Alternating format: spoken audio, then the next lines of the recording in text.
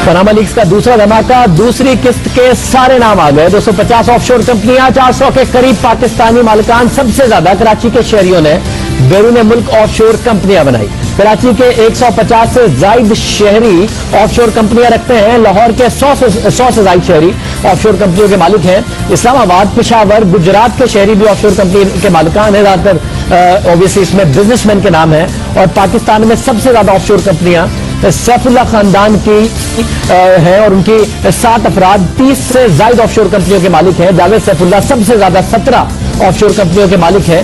और यह फहरिस्त द न्यूज के तहकीकाती सहाफी उमर चीमा ने मुरतब की। आईसीआईजी के लिए पाकिस्तान से काम किया उमर चीमा साहब ने, और इसमें सियासतदान, जज, बिजनेसमैन, सनतकार और दूसरे अफराद भी शामिल है। अहम बात यह है कि कुछ ऐसे लोग हैं जो डिनाई करते रहे कि उनके नाम नहीं है।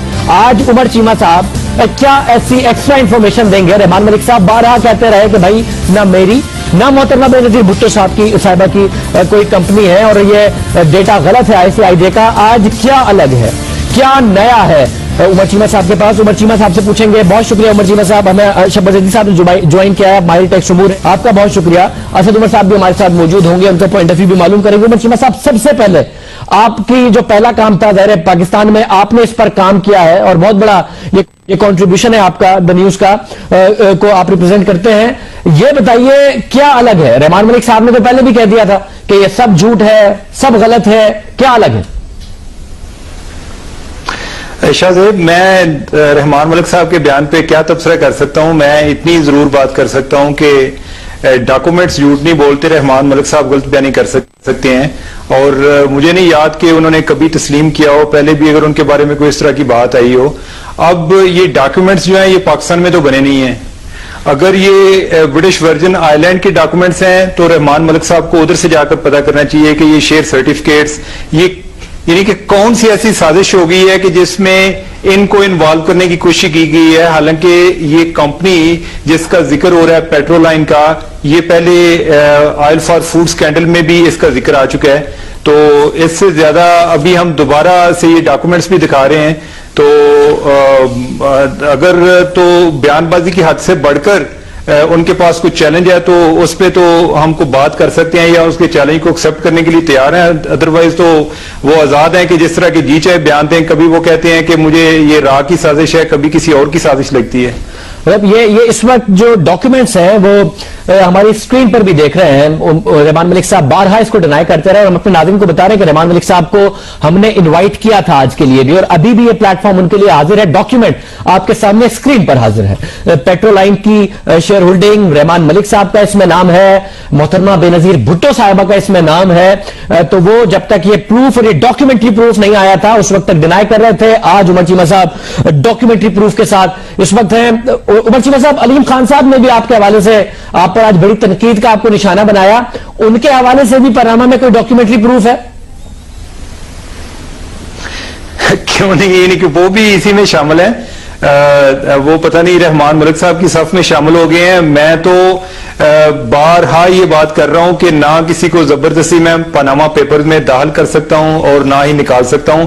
इसमें मेरी मर्जी शामिल नहीं है, इसमें उन लोगों की मर्जी शामिल है जिन्होंने कंपनीज रजिस्टर कराई या कि वो उस विसल ब्लोअर की जिसने ये सारा डाटा लीक कर दिया। अलीम खान साहब बार बार ये दावा करते रहे हैं कि हमने उनके नॉमिनेशन पेपर से उनकी ऑफशोर कंपनी का सुराग लगाया। हालांकि उन्होंने जिस तरीके से उसका नॉमिनेशन पेपर में जिक्र किया हुआ है, अगर किसी को ये ना पता हो कि ये कोई ऑफशोर कंपनी है तो नॉमिनेशन पेपर तो उसको कभी भी इस अंदाज में रिफ्लेक्ट नहीं करते। 10 कंपनीज में उन्होंने अपने शेयर लिखे हुए जिसमें पाकिस्तानी भी हैं और दरमियान में जाके उन्होंने ये जो है डाल दी हुई है, उसमें किसी जगह पर कोई जिक्र नहीं है कि वो ऑफशोर कंपनी है। तो हमारे पास पूरे सबूत हैं। अगर वो चैलेंज करते हैं, अगर वो किसी अदालत में जाना चाहते हैं तो हम उनके इस चैलेंज को एक्सेप्ट करते हैं। पनामा पेपर में उनका जिक्र मौजूद है, उनका नाम मौजूद है। सबसे बड़ा नाम जो है उसके हवाले से भी हम बात करेंगे। लेकिन उमर चीमा साहब, मैं ये बताइएगा कि अब जो डॉक्यूमेंट सामने आ गए हैं उसमें पाकिस्तान के लिए क्या खबर है? एक नई खबर, ज़ाहिर पहले भी नाम आए, अब भी नाम आ गए। तहकीकात के हवाले से नई खबर हो, प्रूफ के हवाले से कोई नई खबर हो, नई खबर क्या है पाकिस्तान और पाकिस्तानियों के लिए? देखिए, जो इंफॉर्मेशन होती है उससे लोगों के अंदर एक अवेयरनेस पैदा होती है। इसने एक लोगों में रेजोनेंस क्रिएट की है। मुझे एक कॉल याद आ रहा है किसी आदमी का, वो कहता है कि the best way to fight corruption is to make, लेकिन मुझे लगता है कि इस तरह की स्ट्रेटजी पाकिस्तान में भी नाकाम हो जाती है। हम सिर्फ लोगों का पता चलता है और बाद में ऐसा ऐसा वो एक नॉर्मल सी चीज बन जाती है। मुझे पूरे कभी यकीन के साथ मैं ये बात कर सकता हूं कि अगर नेक्स्ट टाइम कोई इस तरह की आई तो लोग कहेंगे ये तो पहले भी आई थी। मसला ये है, चैलेंज ये है कि क्या हम कोई एहतसाब की तरफ बढ़ रहे हैं? क्या इस तरह के इंकशाफात से जमहूरियत कमजोर होती है या ताकतवर होती है? ये जमहूरियत के दावेदारों के लिए चैलेंज है कि वो अगर कोई करप्शन होगी या कोई और इस तरह की चीज होगी या आपके जात पर या इंटेग्रिटी पर क्वेश्चन होंगे तो इससे जमहूरियत कमजोर होगी।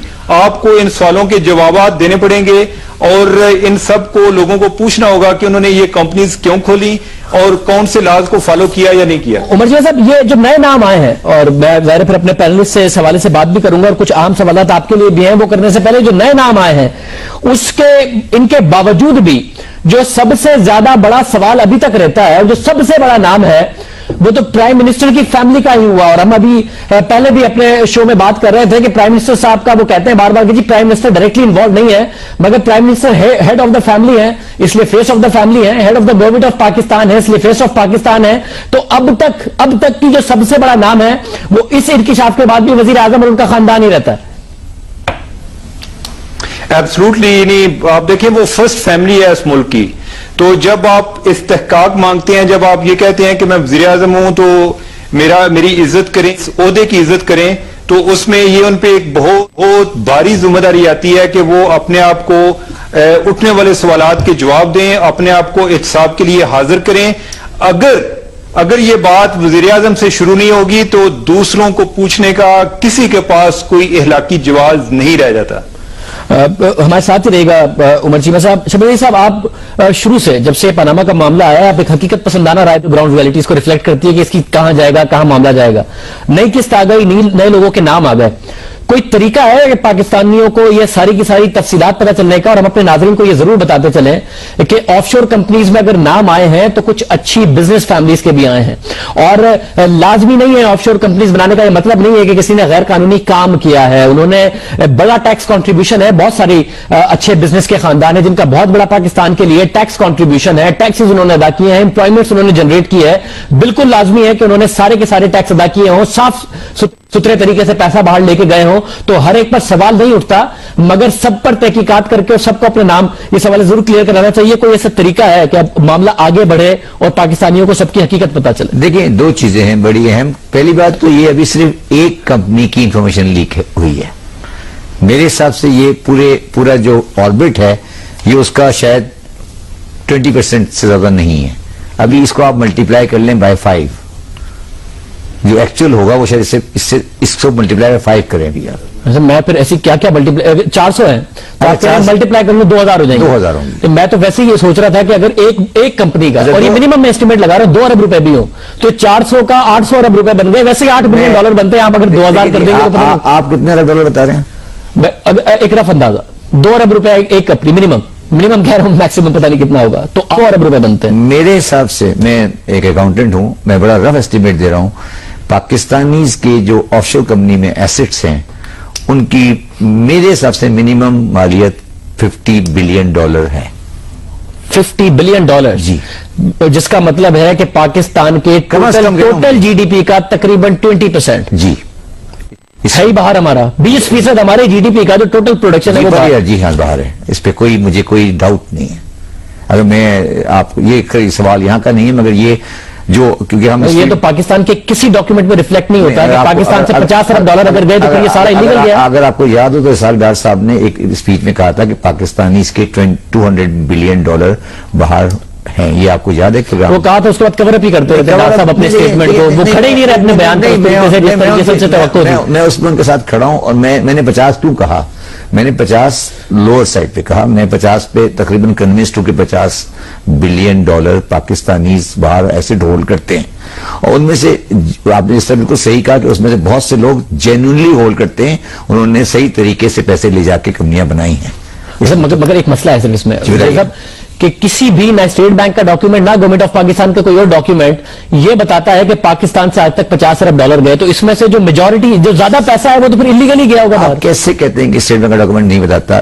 नहीं, सुनिए, अब यहाँ पे आपके यहाँ ये पाकिस्तानी माशरे की कानून में कमी है। आपके पास एक अकाउंट है, इसको आप बोलते हैं FE25, जो प्राइवेट फॉरेन करेंसी अकाउंट है। आप उसकी मूवमेंट देख लें, 2007 से लेकर ये 2001 में वो कानून आया था, ठीक है?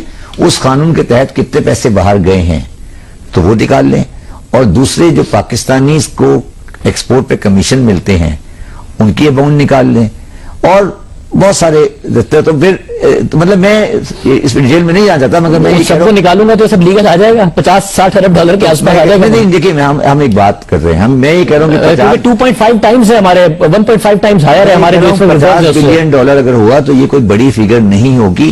ये मैं फिर आपको as a very senior accountant ये बात कह रहा हूँ, और इसको आप सीरियस लें इस बात को। मैं इसको एक स्टेज आगे जाता हूँ। इसमें देखिए, अब सवाल उमर चीमा साहब, उसको सियासी पहलू है, वो अपना सियासी पहलू उसकी अपनी जगह पर है, मगर इसका एक माशी पहलू भी है। अब इसको FBI को ये चाहिए कि जो लोग उसमें पाकिस्तान में रेजिडेंट हैं, क्या उन्होंने इन कंपनीज को अपने एसेट में डिक्लेयर किया है या नहीं किया है। अगर पास में हमारे कानून में कोई कबाहत थी कि हम डिक्लेयर नहीं कर रहे थे, तो हमें चाहिए कि अब सही कर लें। देखिए सर, जो गलती अगर हो गई या हम रिलैक्स थे, तो आज आप उसको क्लियर कर लें। दूसरी बात मैंने सुबह भी आपके टीवी पे कही थी, अगर आप ये एक्सपेक्ट करते हैं कि $50 बिलियन पाकिस्तानी वापस ले आएंगे, तो आप अब आपने कहा एक बात आपने कहा कि अब क्लियर कर लें। हाँ। अब इसमें 2 किस्म का पैसा होगा, एक वो जो जेन्युइन कमाया, टैक्स दिया मगर शायद लीगल तरीके से बाहर नहीं गया, एक वो जो टैक्स ही नहीं दिया और जेन्युइन कमाई कर। अच्छा, तो उसको क्या करें? FBI कोई पेनल्टी ना लगाए, क्या करें? अच्छा, मैं हाँ, उस पर बड़ी अच्छी बात आपने की कि वो पैसा जो जिसका सोर्स यहां आइडेंटिफाई नहीं हुआ और सही तरीके से नहीं गया, मगर पाकिस्तानी का पैसा है।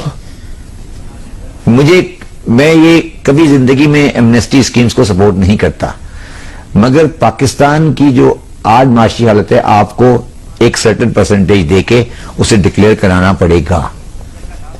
अगर आप, मेरा सजेशन है कि आप उसको ये नहीं कहें कि पाकिस्तान लाए, मगर वो डिक्लेयर करे कि उसका पाकिस्तान में अगर वो गलत तरीके से ले गया है, अब वो परसेंटेज कितने पैसे देके डिक्लेयर करे वो एक अलग इशू है, मगर आपको डिक्लेयर कराना चाहिए पड़ेगा। अदरवाइज आप माशी जो उनको फिर आप मजीद आप ये खराब करें। जी ठीक है, मैं असद उमर साहब की तरफ जाना, मगर उससे पहले उमर चीमा साहब एक सवाल है। इस बहुत सारे नाम है डेटा में जो अगर आप ICIJ की वेबसाइट पर जाएं और उसमें जाके सर्च करें तो वो नहीं मिलते, मगर उसके बावजूद बाहर आए हैं। मरियम सफदर साहिबा का नाम हो, कुछ और दूसरे नाम है जो कि हमने देखे। ये क्या वजह है कि कुछ नाम ICIJ के वेबसाइट में ना होने के बावजूद क्लेम किया जाता है कि जी वो पनामा पेपर्स में मौजूद है? क्या वजह है? देखिए, मैं उसकी आपको ये वजाहत दूंगा कि इनफैक्ट जब 107 मीडिया पार्टनर पूरी दुनिया से इन्वॉल्व किए गए, ICIJ के इतना ज्यादा डाटा, यानी 1,15,00,000 डॉक्यूमेंट्स, ये ह्यूमनली पॉसिबल नहीं है। अगर कोई एक आदमी करता तो उसको 36 साल लगते और फिर भी शायद वो हर मुल्क के जो लोग हैं उनको तलाश ना कर सकता। तो इसलिए जिस तरह पाकिस्तान से मैं कर रहा था, तो मेरा चूंकि फोकस ही पाकिस्तान पे था, ICIJ जो है वो तो पूरी दुनिया में डील कर रहे थे और जो इंपॉर्टेंट नाम है उन पे वो गौर कर रहे थे कि कौन कौन से हैं। तो मेरा एक पर्टिकुलर फोकस पाकिस्तान पे था, तो लिहाजा एक उनका स्ट्रक्चर डाटा है कि जो एक इजी सर्च से उनमें से मिल गया। बाकी है कि ये आपको पता है ये बड़ा मल्टी लेयर्ड सीक्रेसी होती है। इधर कंपनी के अंदर कंपनी, मेरे नाम पर एक कंपनी है, वो कंपनी आगे 5 कंपनी की शेयर होल्डर है। मुझे अगर पहली कंपनी का नहीं पता चलेगा मैं 5 तक नहीं पहुंच सकता। इस तरह कई लोगों ने बेनिफिशियल ओनरशिप है, यानी कि उनकी ओनरशिप ही सीक्रेट रखी गई है।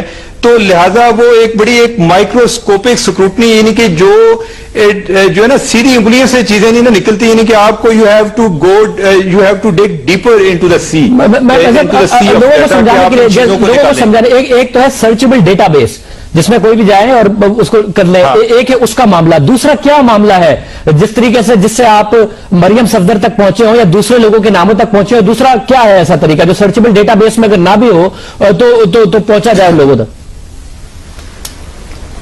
देखें, जो अभी ICIJ वालों ने भी अपना डाटा पब्लिक किया होगा, उसमें ये नहीं कि आप रिकॉर्ड को एक्सेस नहीं कर सकते, डॉक्यूमेंट्स को एक्सेस नहीं कर सकते।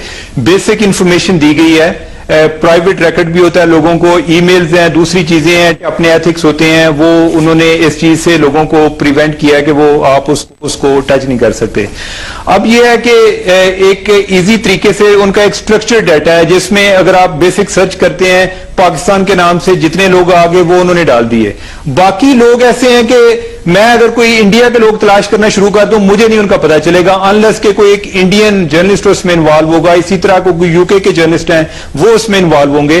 तो लिहाजा उसमें हम सबको डाटा तक पूरी एक्सेस थी और हम जिसको चाहें यानी कि मुख्तलिफ तरीकों से ऑप्शन इस्तेमाल करते हुए हमने यानी कि मैंने अपनी जाती कोशिश से तकरीबन कोई 300 नाम मैंने जो है ना उसमें से डिस्कवर किए हैं और कई ऐसे नाम हैं जो हो सकता है आपको जो आईसीआईजे के डाटा है उसमें शायद ना आए हों, जिस तरह शर्मीन उबैद की वालदा का नाम है या कि अलीम खान साहब का नाम है। यानी हम आपको डॉक्यूमेंट दिखा सकते हैं लेकिन हो सकता है कि वो उधर ना मौजूद हो। इस तरह के कई और नाम हैं, मसलन जो इरफान इकबाल पुरी साहब हैं ये इनकी एड्रेस जो है वो दुबई के हैं, तो इससे एक अमेरिका में बैठे हुए बंदे को नहीं पता चलेगा कि ये बंदा पाकिस्तानी है और वो है भी डुअल नेशनल। इसी तरह हमारे जो लाहौर हाईकोर्ट के जज साहब हैं जस्टिस फरूख इरफान साहब, उनका जो एड्रेस है वो भी दुबई का है। तो एक फॉरेनर के लिए इस चीज को अंडरस्टैंड करना कि ये किस तरह से लोग ऑपरेट करते हैं मुख्तलिफ डेस्टिनेशन में अपना एड्रेस देके, तो वो उनके लिए मुमकिन नहीं होता, एक लोकल के लिए ये चीज मुमकिन होती है। लिहाजा उसी अपने पाकिस्तान के नॉलेज को इस्तेमाल करते हुए हमने कोई एक्स्ट्रा एफर्ट करके ये लोग इनके नाम तलाश। क्या शुरू में मरियम सफदर भी ऐसे ही नामों में थी या उनका वो था सर्चेबल डेटा में? नहीं, मरियम सफदर जो है उनका बड़ा इंटरेस्टिंग हुआ कि इनफैक्ट उन पे जब सर्च शुरू हुई तो वर्ल्ड बैंक की एक वेबसाइट है जिसमें ऐसी कंपनी जिन पे कोई करप्ट प्रैक्टिसेस में इन्वॉल्वमेंट के इल्जामात हों उधर से हमने शुरू किया। तो उसमें ये नीलसन और नेस्कॉल भी आ रही थी, तो तब तक ये आइडिया था कि ये वो कंपनीज हैं जो कि माजी में वज़ीर आज़म नवाज शरीफ के साथ लिंक की जाती रही हैं। जब हमने उस पर आगे मजीद फोकस कर लिया इन दो कंपनीज में तो आगे जाके पता चला कि वो थी बेनामी कंपनीज और मरियम सफदर जो है वो उनकी बेनिफिशियल ओनर थी। तो लिहाजा वो भी कोई इतनी इजी सर्च नहीं थी। इसी तरह ये जो रहमान मलिक साहब का या बेनजीर भुट्टो साहब का आपने जिक्र किया, ये हमने कंपनी से जाके आगे तलाश करना शुरू किया। अगर बाय नेम तलाश करें तो ये नहीं मिलते। ये तो चूंकि इनकी कंपनी भी इस मामले में माजी में ऑयल फॉर फूड स्कैंडल में आ चुकी थी, लिहाजा वो कंपनी से हम शुरू हुए और इवेंचुअली जब डॉक्यूमेंट्स के अंदर गए तो पता चला कि इधर शेयर सर्टिफिकेट है वही रहमान मलिक साहब के, बेनजीर भुट्टो साहब के और उनके जो एक नेफ्यू उनका मिला। तो लिहाजा ये इतनी इजी सर्च नहीं है कि मैं इस तरह के जैसे को गूगल पे बैठ जाऊं और सारे नाम निकाल लूं। इस पे बड़ी ये टीडीएस किस्म का बड़ा फ्रस्ट्रेटिंग किस्म का प्रोसेस होता है और इसमें बड़ी मेहनत कार होती है। मैं असद उमर साहब बहुत शुक्रिया आप हमें ज्वाइन करने के लिए। उमर साहब भी हमारे साथ मौजूद है। उमर साहब, शब्बर जैदी साहब कह रहे हैं $50 अरब और ये मिनिमम एस्टिमेट है। वो कह रहे हैं मैक्सिमम नहीं कह रहा, मैं मिनिमम कह रहा हूं। अगर ये पाकिस्तान से बाहर गया है तो असद उमर साहब चला गया या आप बिजनेस को मईशत को बहुत अच्छा समझते हैं? आपकी नजर में कोई रास्ता है कि जो सही तरीके से नहीं गया उसके ऊपर कोई कार्रवाई की जाए, कोई पॉलिसीज बनाई जाए, एमनेस्टी हो, क्या हो? जी शाहज़ेब, ये पाकिस्तान की मईशत के लिए एक बहुत बड़ा इशू है। ये कोई छोटी बात नहीं है। पाकिस्तान की मईशत जिस तरीके से बुरी तरीके से इस वक्त मुश्किलात का शिकार है, उसमें से एक वजह यही है कि बहुत बड़े पैमाने से मुल्क के अंदर से दौलत निकाल के मुल्क के बाहर लेके गई है। कोई भी आप देख लें, डार साहब से हमने फ्लोर द हाउस पूछा था, उन्होंने कहा $200 अरब स्विस बैंक के अंदर पड़ा हुआ है पाकिस्तानियों का। दुबई के लैंड रिकॉर्ड ने भी अनाउंसमेंट की तो $6.6 अरब सिर्फ 3 साल के अंदर पाकिस्तानी ने वहां प्रॉपर्टी खरीद ली। पैनामा के अंदर इस वक्त अब कुछ 400 से ज्यादा हमारे पास नाम आ चुके हैं। तो किसी भी आप चीज उठा के देखते हैं तो नजर आता है कि पाकिस्तानियों ने एक बहुत बड़ी तादाद में, मेरे ख्याल में शायद किसी को भी नहीं पता कि कितनी बड़ी तादाद में गया है पैसा, लेकिन एक बहुत बड़ी तादाद में। और ये जो हम नंबर मेंशन कर रहे हैं उसको जरा इस लिहाज से देख लीजिए कि पूरा पाकिस्तान का बैनुल अक़वामी कर्जा जो है इस वक्त वो $70 अरब से जरा सा कम है। और डॉक्टर साहब हमें ये कह रहे हैं कि सिर्फ स्विस बैंकों के अंदर $200 अरब बढ़ा हुआ, यानी तमाम बैरूनी कर्जा हमारा खत्म हो सकता है अगर 1/3 वापस आ जाए। क्या ये वापस आ सकता है? आसान नहीं है, लेकिन दुनिया के अंदर कवानीन बदलते रहे हैं। 9/11 के बाद से अमेरिका के दबाव के तहत बहुत दुनिया में चेंजेस आई हैं, स्विस बैंकिंग लॉज के अंदर चेंजेस आई हैं और इस वक्त ऐसे कवानीन मौजूद हैं जिनको इस्तेमाल करके कुछ जो ममालिक हैं उन्होंने अपनी दौलत अपने जो उनके डिक्टेटर्स वगैरह थे उनकी दौलत वापस भी ली है। आसान नहीं होता, लेकिन कवानीन अब मौजूद है और मुझे यकीन है कि ये अभी जो पैनामा के डिस्क्लोजर हुआ है पूरी दुनिया में एक भूचाल मचा हुआ है। इसके बाद मजीद और ऐसे सख्त कवानीन आएंगे जिससे और मजीद आसान हो जाएगा कि कौम का अगर पैसा लूट के बाहर ले जाया गया है तो उसको वापस आने में मदद मिल सके। असद साहब, ऐसा कोई कानून कि जी अब आप पाकिस्तानियों का जितने भी पाकिस्तानियों के नाम है, इसके अलावा भी जो पाकिस्तानी है वो सब डिक्लेयर करें और एफबीआर को बताएं कि बाहर कितना पैसा लेके गए, कितने बाहर एसेट्स हैं, ये सारा का सारा मामला अगर ये किया जाता है तो ये वापस लाने का मामला कैसे होगा? कोई एमनेस्टी स्कीम अनाउंस करनी पड़ेगी लोगों को मजबूर करने के लिए कि भाई आप डिक्लेयर करें, अदरवाइज कैसे पता चलेगा? पनामा ने या किसी और ने तो कोऑपरेट करना नहीं है। देखें, जो हमारे इस वक्त के कवानीन हैं उसमें अगर आप नैब का कानून देखें तो उसके अंदर ये चिट मौजूद है कि अगर आपके कोई असासे ऐसे नजर आते हैं जो बज़ाहिर हमें शक होता है कि ये कोई आमदनी जो है ऐसी नहीं है जो आपके टैक्स गोशवारों से मिलती हो या वो आपकी दयानत की आमदनी हो, तो आप पर जब इल्जाम लगता है तो सबूत फराहम करना कि मैं बेगुनाह हूं आपकी जिम्मेदारी हो जाती है। मेरे ख्याल में एक जो सबसे आसान तरीका तो यह है कि ये जितने भी पैनामा के अंदर डिस्क्लोजर आए हैं और वहां पर ये नाम आए हैं कि कंपनियां बनी हुई हैं, तो हम इस कानून के तहत इन तमाम लोगों से डिमांड ये कर सकते हैं कि आप इन कंपनियों की तफसीलात जो हैं, इनके गोशवारे जो इनके असासे बाहर इन कंपनियों के जरिए खरीदे गए हैं और आपने कैसे पैसा मुंतकिल किया ये कंपनियां खरीदने के लिए, वो इनसे मुतालबा किया जाए। और अगर ना वो देने को तैयार हो तो उस नैब के कानून के तहत जो उनकी पाकिस्तान में तमाम दौलत है उसको भी आप पकड़ सकते हैं, उसको भी आप अपने दायरा कार के अंदर ला सकते हैं। और इसमें अगर कोई कानून की बदलने की भी जरूरत हो तो उसको करना चाहिए, क्योंकि अगर किसी के हक हलाल का पैसा है और उसने कानूनी तरीके से बाहर जाके कंपनी बनाई थी तो कोई वजह नहीं है कि वो आपको जवाब देने के लिए तैयार ना हो। मतलब एक अहम बात है, मैं शबरीर साहब आपके सामने भी ये सवाल रखता हूं, लेकिन उससे पहले बहुत सारे ऐसे बिजनेसमैन के नाम भी इसमें आए हैं जो सियासतदानों के साथ लिंक रहे हैं पिछले 6-7 साल में, जिनको लाइसेंस मिलते रहे हैं, जो पाकिस्तान में मुख्तलिफ ऐसी प्रोडक्ट्स जो कि गवर्नमेंट से लिंक्ड होती हैं, पेट्रोलियम प्रोडक्ट्स के कॉन्ट्रैक्ट लेके पाकिस्तान में लाते रहे हैं, जिन्हें ऑयल मार्केटिंग कंपनी का लाइसेंस दे दिया गया है, रिसेंटली दे दिया गया है, या बैरून मुल्क जो उन्होंने काम किया उसमें उनका नाम गुज़िश्ता हुकूमतों के साथ आता रहा। एक पर्सनालिटी ऐसी है जो बैरून मुल्क गिरफ्तार हुए और एक वक्त के वजीर दाखिला गिरफ्तारी के दौरान उन्हें बार बार जाकर मिलते रहे हैं। ये सारा का सारा अगर इन्वेस्टिगेट हो तो सिर्फ जो सियासतदानों के नाम है उसमें जो सियासतदानों के नाम कंपनी है, इसके अलावा मुख्तलिफ बिजनेसेस हैं जो कि इन्वॉल्व रहे हैं, जिनके ताल्लुकात रहे हैं गुज़िश्ता दौर के, उससे गुज़िश्ता दौर के और मौजूदा दौर के सियासतदानों के साथ, उनके नाम भी एक्सपोज हो सकते हैं और कुछ बिजनेसेस के साथ सियासतदानों के नाम भी एक्सपोज हो सकते हैं। सर, है कोई तरीका या कोई तरीका नहीं? देखिए, नहीं, बिल्कुल तरीका है। देखिए, मैंने आपके प्रोग्राम में पहले भी कहा था कि 1990 के बाद से पाकिस्तान के कवानीन में बाहर पैसा ले जाना, कंपनियां बनाना, मूवमेंट ऑफ फंड्स बहुत आसान हुआ है। हमने इस मुल्क में 6 दफा एमनेस्टी भी दी है, आप ये भी याद रखिएगा, 6 दफा एमनेस्टी दी है। फायदा और नहीं सर, उस एमनेस्टी में फॉरेन एसेट भी थे। अब असद भाई से मैं थोड़ा डिसएग्री करूंगा। 2 तरह के पैसे हैं इसके अंदर। एक वो पैसे हैं जो बिल्कुल सही तरीके से गए हैं और ऑफशोर में लोगों ने अपनी एसेट को प्रोटेक्ट किया है, उसकी रीजन है। एक वो पैसा है जो इलिसिट बनी है, जो पैसा नाजायज है। नाजायज पैसे में आप नैब को जरूर इन्वॉल्व कर सकते हैं, वो नाजायज पैसा है। एक पैसा जो जायज है मेरा पैसा, मगर मेरा पैसा इनकम टैक्स में डिक्लेयर्ड नहीं है। दो अलग अलग चीजें। एक पैसा है कि मैंने ड्रग से कमाया, मैंने रैंसम से कमाया, मैंने किकबैक्स लिए, मैंने कमीशंस लिए जो कि इलीगल है, तो वो मैंने। एक पैसा है मैंने टैक्स नहीं दिया और मैं पैसा पाकिस्तान में आन करके बाहर ले गया, और एक वो है जो जनरली टैक्स दे के ले गया। मगर आपको जो नुकता था कि ये वापस लाएंगे नहीं, असद उमर साहब का नुकता है कि भाई उनके पाकिस्तान में भी बड़े बड़े असासे होंगे, अगर तहकीकात करके आप इस नतीजे पर पहुंचते हैं तो वो असासे जब्त करेंगे। मैंने सुबह भी एक बात टीवी पे आके कही थी कि ये पाकिस्तान छोड़ देंगे, पाकिस्तान पैसा नहीं लाएंगे। मैं आज भी आपको ये बात कह रहा हूं, ये सब वो लोग हैं जो अपनी रेजिडेंसी छोड़ के बाहर चले जाएंगे, अपने एसेट बेच देंगे। ठीक है, प्रैक्टिकल बात की जाए, इम्प्रैक्टिकलिटी की बात नहीं की जाए।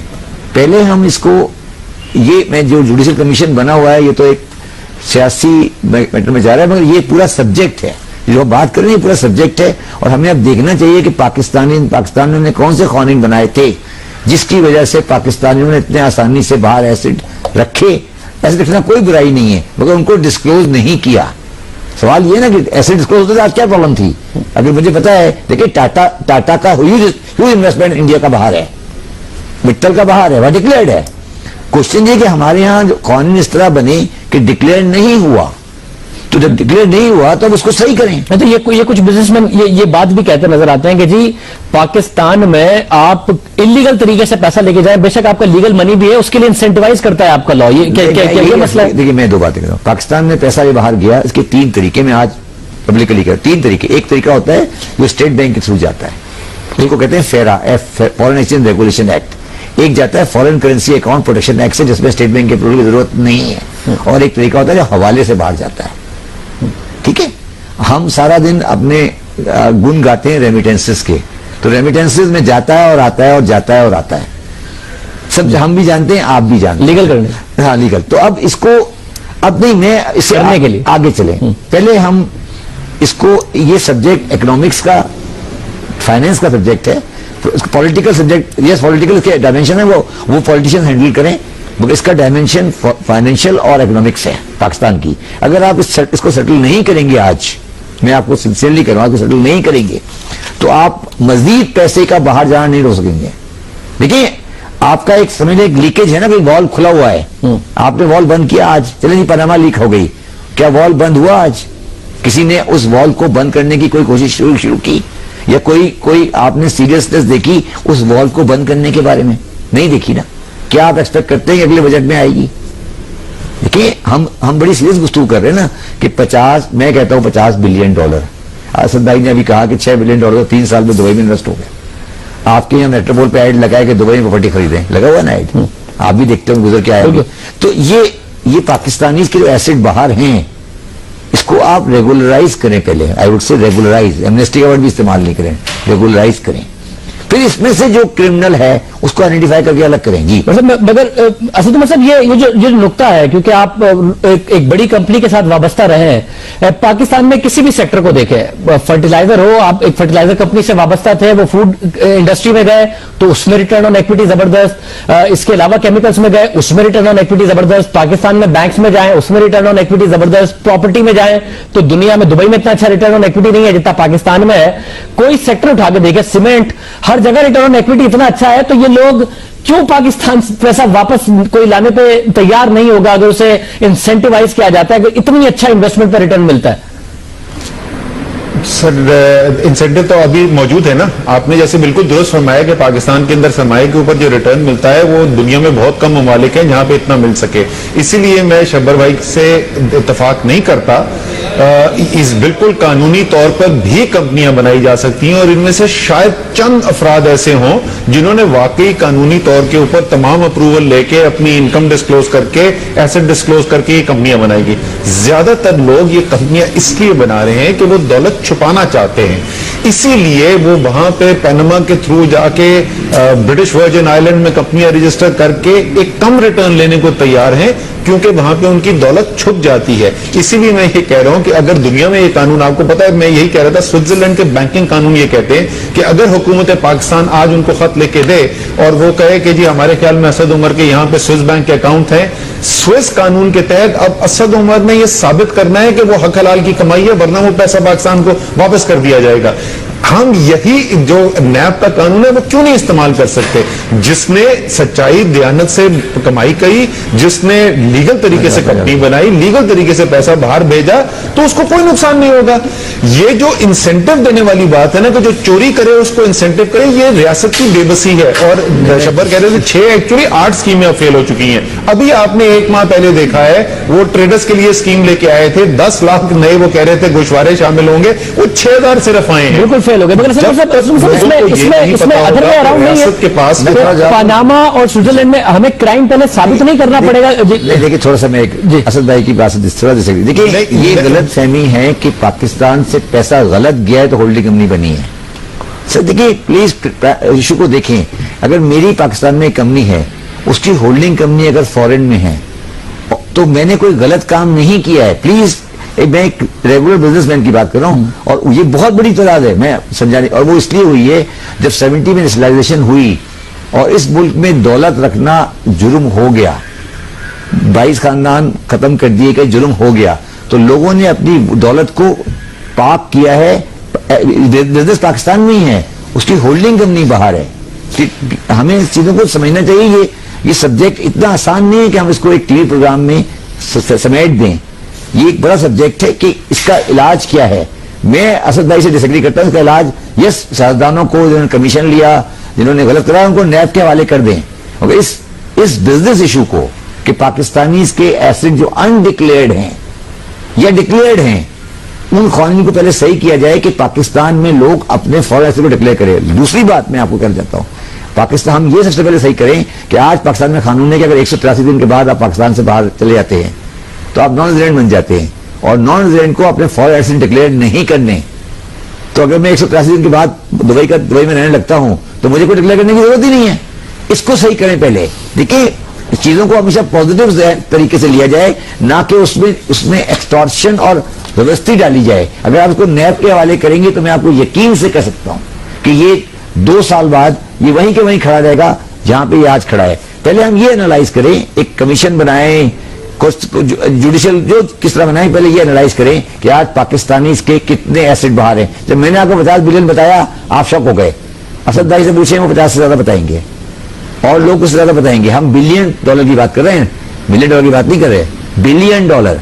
ठीक है, उसको पाकिस्तान में प्रोडक्टिवली यूज होना चाहिए और लोगों को सुकून की नींद सोने की जगह दें। देखिए, हर आदमी बुरा नहीं है, मैं किसी को सपोर्ट नहीं कर रहा, मगर पाकिस्तानी के जो एसेट्स बाहर हैं। अच्छा, मैं इसमें एक बात और क्लियर कर दूं आपको, let be very clear on this thing.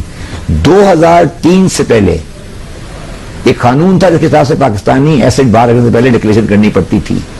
अब 2003 में जो SRO आया, उसके हिसाब से पाकिस्तानी को एसेट बाहर रखने की इजाजत है।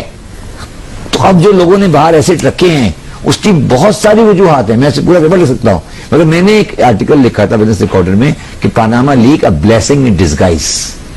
ये पाकिस्तान के माशी निजाम के लिए, टैक्स निजाम के लिए, पाकिस्तान की रेजिडेंस फॉरेन एक्सचेंज लॉ के लिए ब्लेसिंग इन डिस्गाइज है। मैं आपको इसकी एक और आसान कर देता हूं इसको। इंडिया में कोई कंपनी पैसे भेजे तो उसको रोल नहीं लेनी पड़ती, इंडिविजुअल भेजे तो रोल लेनी पड़ती है। पाकिस्तान में उल्टा है, कंपनी भेजे तो अप्रूवल लेगी, इंडिविजुअल भेजे तो अप्रूवल नहीं लेगा। तो पूरा आपको फॉरेन एक्सचेंज का लॉ अपना सोचना पड़ेगा इस कॉन्टेक्स्ट में कि पाकिस्तान में 50 एक बड़ा एसेट बाहर है। जी, हम ICIJ का जरा मौकफ मालूम कर लेते हैं कि फाइनल एपिसोड है या मजीद भी आ सकता है। ICIJ की रिप्रेजेंटेटिव मरीना वॉकर इस वक्त हमारे साथ लाइन पर है। Marina, thank you so much for joining us and congratulations for such historic work. First of all, have you sifted through entire data, or we can expect some more episodes, some more leaks, or maybe like third release of ICIJ and Panama leaks? I think the exciting part of this phase of the project is that now citizens from around the world have the opportunity to interrogate the data with their local knowledge and find new connections that maybe journalists may have missed. So we are going to be waiting to hear from those journalists. We hope that they send in tips to ICIJ so we can see what stories of public interest there are that still need to be reported, and we will do so. So like these journalists from different countries, they can go through more data, and later on if they come up with more names, you can include all of them on your website later? Yes, as we have explained before, until now, only the journalists that are partners of this project have been able to access the totality of the leak. Now in this new phase, we are making a fraction of that information available publicly in a public database. This is information, basic corporate information about people and companies in tax havens. So now citizens have the opportunity to look at a fraction of the data and do their own research and tell us what they find. The journalist, on the other hand, will continue to have access to the totality of the information, all the emails, the communications, the contracts, everything that comprises these 11.5 million records. So it's going to be an interesting phase of the investigation with citizens finding tips in the public database and journalists continuing to do their work inside the documents. So that means apart from the data available on your website, searchable data available on your website, you have representatives who are journalists in different countries. Like you have Umar Chima in Pakistan. He can search through the data. He can come up with more names. And Pakistanis, they can get to know about more journalists. They can get to know about more businesses, more businessmen, more politicians later, and you can update that on your website. Yes, absolutely. The investigations continue, and journalists are hard at work in Pakistan and elsewhere to find new connections that can be revealed in the next few weeks and months. Thank you Marina Bokar. हमारे साथ baker थी। उमर चीमा साहब, इसका मतलब है कि आप अभी अगर डेटा से और ज्यादा गो थ्रू करें तो ये उनकी तरफ से जरूर फाइनल रिलीज है, मगर पाकिस्तानियों को क्या कुछ मजीद नाम या कुछ ऐसी चीजें पता चल सकती है, कुछ मजीद सबूत पता चल सकते हैं? मैं आपको एक इंटरेस्टिंग बात बताऊं कि मैं रोजाना अगर जब भी कोई सर्च शुरू करता हूं तो मुझे कोई कम से कम को 3-4 नए नाम जरूर मिल जाते हैं। तो इतनी देर उस डेटा को खंगालने के बाद मैं इस नतीजे पे पहुंचा कि हो सकता है कि मैं 95 to 98% लोग आइडेंटिफाई कर लिए, लेकिन मैं पूरे कॉन्फिडेंस के साथ अभी भी नहीं कह सकता कि तमाम लोग पाकिस्तानी ओरिजिन के वो लोग कि जो इस लॉ फर्म के क्लाइंट थे मैं उन तक पहुंच चुका हूं। अभी हमारी सर्च जारी है, हम मजीद इस पे काम कर रहे हैं। अच्छा, आप इसका मतलब है कि चले मजीद अगर नाम भी पता चलते जाते हैं तो क्योंकि अपने नाजरीन के लिए बताना बहुत ज्यादा लाजमी है कि एक सर्चेबल डेटा है, उसके अलावा भी अगर कुछ नाम उन्हें पता चले तो उन्हें हैरान और परेशान नहीं होना चाहिए कि एक पनामा लीक्स में ये नाम थे नहीं और उमर चीमा साहब क्या कैसे नाम लेके आ गए। एक पूरा का पूरा सर्च है जो आप करते रहेंगे और ये नाम और भी सामने आ सकते हैं। लाजमी नहीं है कि उनकी वेबसाइट पर, बाद में वो अपनी वेबसाइट पर अपडेट कर सकते हैं। ये स्टेटस और ये पोजीशन है उमर चीमा साहब। नहीं, बिल्कुल। और आईसीआईजे के जितने मीडिया पार्टनर हैं, किसी पे कोई किसी किस्म की रिस्ट्रिक्शन नहीं है। पहली रिस्ट्रिक्शन थी कि अप्रैल 3 से पहले कोई स्टोरी ब्रेक नहीं कर सकता। उसके बाद जो जी चाहे जो उसको डाटा मिलता है, अगर कोई मैं किसी स्टोरी पे काम कर रहा हूं जिसमें कोई और 1-2 ममालिक भी इन्वॉल्व है, मैं उधर के जो जर्नलिस्ट मेरे पार्टनर हैं मैं उनके साथ कोऑर्डिनेट करूंगा। अगर वो सिर्फ पाकिस्तान पर है तो मैं अकेले उसको कर सकता हूं, मेरे पे कोई किसी किस्म की पाबंदी नहीं है। मैं उस डाटा को कई और एंगल से पाकिस्तान के कंटेक्स्ट में या किसी भी कंटेक्स्ट में यानी कि वो यूज कर सकता हूं मजीद इंफॉर्मेशन रिट्रीव करने के लिए, कोई और एनालिसिस करने के लिए। तो लिहाजा यानी we are free for it. Asad Umar साहब, ये अब जितने सारे नाम जमा हो गए हैं, एक सियासी जमातों के दरमियान भी बयानबाजी भी हुई है, हुकूमत के अलग टीओआर्स हैं, ऑपोजिशन ने अपने अलग टीओआर्स दिए। फर्स्ट फैमिली का अगर सबसे पहले होता भी है मियां नवाज शरीफ साहब के खानदान का और वो सारा मामला, उसके बावजूद ये एक बहुत ही लंबी कहानी नहीं है, कोई साल की कहानी है या इससे बहुत ज्यादा लंबी कहानी है, सारी की तहकीकात करना और एक नतीजे पर पहुंचना। देखिए, वो इस पे मुनहसर होगा कि हम क्या तरीक़ेकार इस्तेमाल करते हैं। जैसे मैंने पहले अर्ज किया था, अगर आप इसी उस पे रहेंगे कि जो हमारा कानून है उसके पीछे लोगों को छुपने देंगे, आप रियासत की ताकत इस्तेमाल नहीं करेंगे, देन माजरत के साथ 2 साल क्या हो सकता है 20 साल में भी ना हो, जैसे अभी आप देख रहे हैं। देखें, आपने एमनेस्टी स्कीम्स देकर देख लिया, आपने सरमाए के ऊपर रिटर्न दुनिया में सबसे ज्यादा करके देख लिया, अमीर और गरीब का जो फर्क है उसकी वजह से खतरनाक हद तक बढ़ गया है। दुनिया में कहीं लोग कानून से और टैक्स से कंप्लाई इसलिए नहीं करते कि उनके अंदर का एक अच्छा शहरी जो है वो कहता है ये काम होना चाहिए। लोगों को खौफ होता है, अल्लाह ताला को भी जो है इंसान को जजा और सजा दोनों का बताना पड़ा, फिर भी उसके बाद अल्लाह ताला के अहकामात हम सारे फॉलो नहीं करते। तो जब तक आप ये नहीं करेंगे और जिस दिन ये विल हो गई तो आपके सवाल का जवाब ये है कि ये काम इतना मुश्किल नहीं और ये इतना तवील अरसा ना लगे जितना लोग समझ रहे हैं। जैसे मैंने कहा कि दुनिया में और पाकिस्तान में जो एस्टेब्लिश कवानीन है, अगर उनकी प्रिंसिपल के ऊपर हम अमल करें, जो लूप होल्स हैं उसको भी क्लोज कर दें, ज्वाइंट सारे हुकूमत और अपोजिशन मिलकर लेजिस्लेशन, तो ये मामला जो है ये चंद माह के अंदर एक ठिकाने लगाया जा सकता है। जो पैनामा में नाम रिलीज हुए, पूरे पाकिस्तान में तमाम वो लोग जो शामिल हैं और उस निजाम को बेहतर करना, वो फिर एक तदरीजी अमल है जिसमें ज्यादा टाइम लगेगा। है आसान है, जल्दी हो सकता है। देखिए, मेरा सवाल ये कि हम अब जो असद साहब क्या इस पानामा लीक से इलिसिट मनी ढूंढना चाहते हैं? मेरा सवाल ये है कि हम क्या इस वक्त हम सब्जेक्ट क्या है हमारा सब्जेक्ट? नहीं, सब्जेक्ट पहले हम ये आइडेंटिफाई कर लें हमारा सब्जेक्ट क्या है, कि हम क्या इलिसिट मनी लोकेट करके उसको क्राइम में लाना चाहते हैं? ये एक politically I am not a politician, is not my subject. The question जो मेरे सामने है वो ये है कि आपका एक वॉल्व खुला हुआ है जिसमें आप उस वॉल्व से पैसे बाहर भिजवा रहे हैं और लीगली और इलीगली पैसे भिजवा रहे हैं और उसको किसी तौर पे डिक्लेयर नहीं कर रहे पाकिस्तान के कानून में। अभी 3 जून को बजट आने वाला है, आप उस बजट के अंदर 3-4 बुनियादी तरमीम करें और विल दिखाएं, अपोजिशन विल दिखाए कि हाँ जी ये करना है। एक पहला कानून मैं सजेस्ट करता हूं कि जो सिटीजन ऑफ पाकिस्तान होगा, जिस अमेरिका में है, वो अपनी वर्ल्ड इनकम डिक्लेयर करेगा। अगर उसका पाकिस्तानी पासपोर्ट है तो वर्ल्ड इनकम डिक्लेयर करे टैक्स दे या नहीं, डिक्लेयर तो करे ना। देखिए, हम टैक्स लेना चाहते हैं, पहले डिक्लेरेशन आएगी तो टैक्स आएगा। अभी हम डिक्लेरेशन हमारे पास आइडेंटिफिकेशन नहीं है, हम मुख्तलिफ पनामा कंपनियों की शेयर होल्डिंग से। मेरा सवाल उमर चिमा साहब, मगर इसमें सवाल है, मेरा सवाल है, ये जब एक बहुत बड़ा डिस्क्लोजर आया है अमेरिका में, जब ये आया तो सब उसके पाबंद हो गए, सबने उस पर अमल भी किया। पाकिस्तान में फिर ये जीरो से स्टार्ट करेंगे कि माजी में जो हो गया सो हो गया, आइंदा से आप अपना डिक्लेयर करें। डिस्क्लोजर क्या आया? क्या उस कंपनी के एसेट का डिस्क्लोजर आपके पास आया? अभी तक ऐसे डिस्क्लोजर तो फिर अभी तो आप शुरू है ना, अभी तो आपकी किताब तो पता चला, अभी तो सिर्फ ये पता लगा, तो अंदाजा लगा रहे $50 अरब या $20 अरब। एक नेस्कॉल जो भी एक्सवाइजेड कंपनी है उसमें ये आदमी शेयर होल्डर है। अभी जब उसकी कहानी खुलेगी तो उसके अंदर, मैं अकाउंटेंट हूं, मैं जानता हूं क्या कुछ निकलेगा। तो मैं सिर्फ ये कह रहा हूं कि हम इसको बड़ी सिंप्लीफाई कर रहे हैं कि जी इसको मैं नैब को दे दूं, मैं इसको FIA को दे दूं और मैं इसको कमीशन में ले जाऊं और कमीशन का TOR बना दूं। तो सर ये बड़ी, पहले एक बुनियादी कानून आपके अगले बजट में बनाए, अगले बुनियादी भाई जितने भी पाकिस्तानियों के जहां एसेट है सब डिक्लेयर करें, खत्म। अब पाकिस्तानी नेशनल है, सब डिक्लेयर करें, कहीं भी कमा रहे हैं बताएं। जिसके पास पाकिस्तानी पासपोर्ट है, वो वर्ल्ड इनकम डिक्लेयर करे, अपने एसेट डिक्लेयर करे पहले अपने।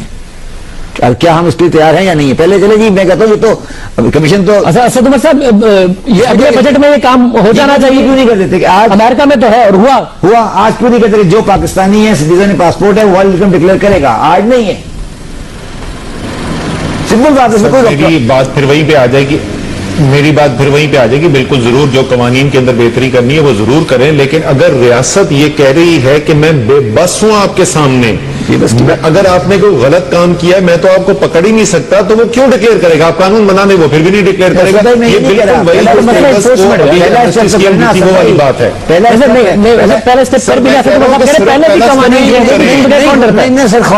सिर्फ पहला स्टेप क्यों करें यार? मैं ये कह रहा हूँ आज कानून नहीं है, आज तो आपने तबका बोझ उठाता रहेगा ये अमीर लोगों की चोरी का। सर आज ये कानून है कि नहीं डिक्लेयर करें?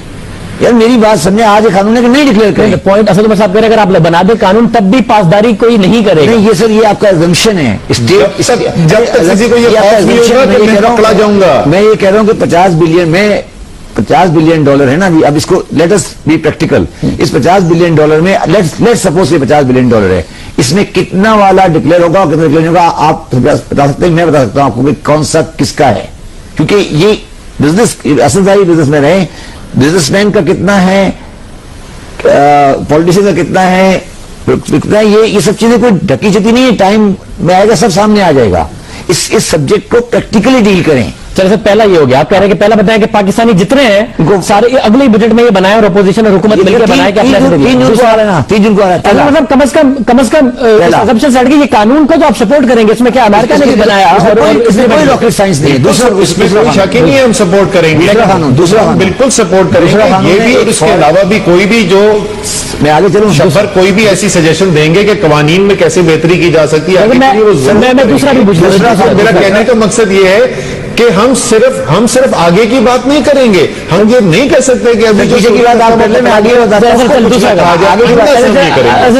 हूं। दूसरा कानून आप ये करें, एक है foreign currency account protection act 2001।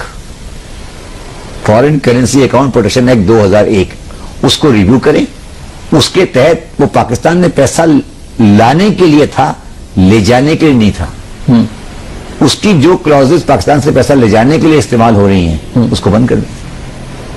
ये वॉल बंद करें, दूसरा वॉल बंद। मैं जो शफर रेड्डी साहब की बात से मैं ड्राइव कर रहा हूं कि वो बतौर पार्लियामेंटेरियन आपसे डिमांड कर रहे हैं कि भाई कानूनी प्रोटेक्शन है पाकिस्तान में, सारा कुछ सब कुछ तो आपने करप्शन दिया हुआ है, आप क्या कानूनी प्रोटेक्शन खत्म कर दें पहले, शाहजेब ये बहस लंबी हो जाएगी, मैं उस टेक्निकल डिटेल में नहीं जाना चाहता। शब्बर जो बातें कर रहे हैं वो ठीक है, लेकिन ऐसे बहुत से केसेस हैं जो कानून की खिलाफ वर्जी से भी किए गए हैं। आप जब इन्वेस्टिगेशन करेंगे तो आपको पता चलेगा जो है कानून के तहत नहीं गया। लेकिन सिर्फ शब्बर की इतला के लिए पिछली जो फाइनेंस की कायमा कमेटी मीटिंग है उसके अंदर ये 2001 का जो प्रोटेक्शन एक्ट है ये हम इशू रेज कर चुके हैं और उसका रिव्यू हमने डिमांड किया है। यही है ना, मैं बिल्कुल सही कह रहा हूँ, सही कह रहे हैं, पॉइंट रेज कर रहे हैं, सही कह रहे हैं। जो वो तो बिल्कुल ठीक है, तो जाना ही है। मनी ट्रेल तो प्राइम मिनिस्टर को अपने बच्चों की दिखानी है, बाकियों को भी दिखानी पड़ेगी। दूसरी बात मनी ट्रेल से तो मेरा ख्याल है कि और बतौर अपोजिशन पार्टी आपको भी नहीं जाने देना चाहिए, चाहे आपकी पार्टी में ही लोग हो, कि मनी ट्रेल सारे के सारे बताएं और सबको बतानी पड़ेगी। वज़ीर आज़म को फर्स्ट फैमिली को भी बतानी पड़ेगी। अगर मैं भी हूं यार, मुझे भी अपने साथ से जस्टिफाई करनी चाहिए। बिल्कुल। क्या समझते हैं कि नैब के जो अफसरान या उनकी जो लेवल है आज, क्या वो इस क्वांटम का ट्रेड लोकेट कर लेंगे? अगला सवाल है, मैं दे देता हूं आपको हवाले कर देता हूं आज FIA के, मैं आपको हवाले कर देता हूं आज नैब के। तो आप क्वेश्चन कर रहे हैं या कानून को? वहां एक फरिश्ता बैठा हो, नहीं मैं कैपेसिटी को क्वेश्चन। फाइनेंशियल रेगुलेटरी अथॉरिटी बनाई जाए इमीडिएटली।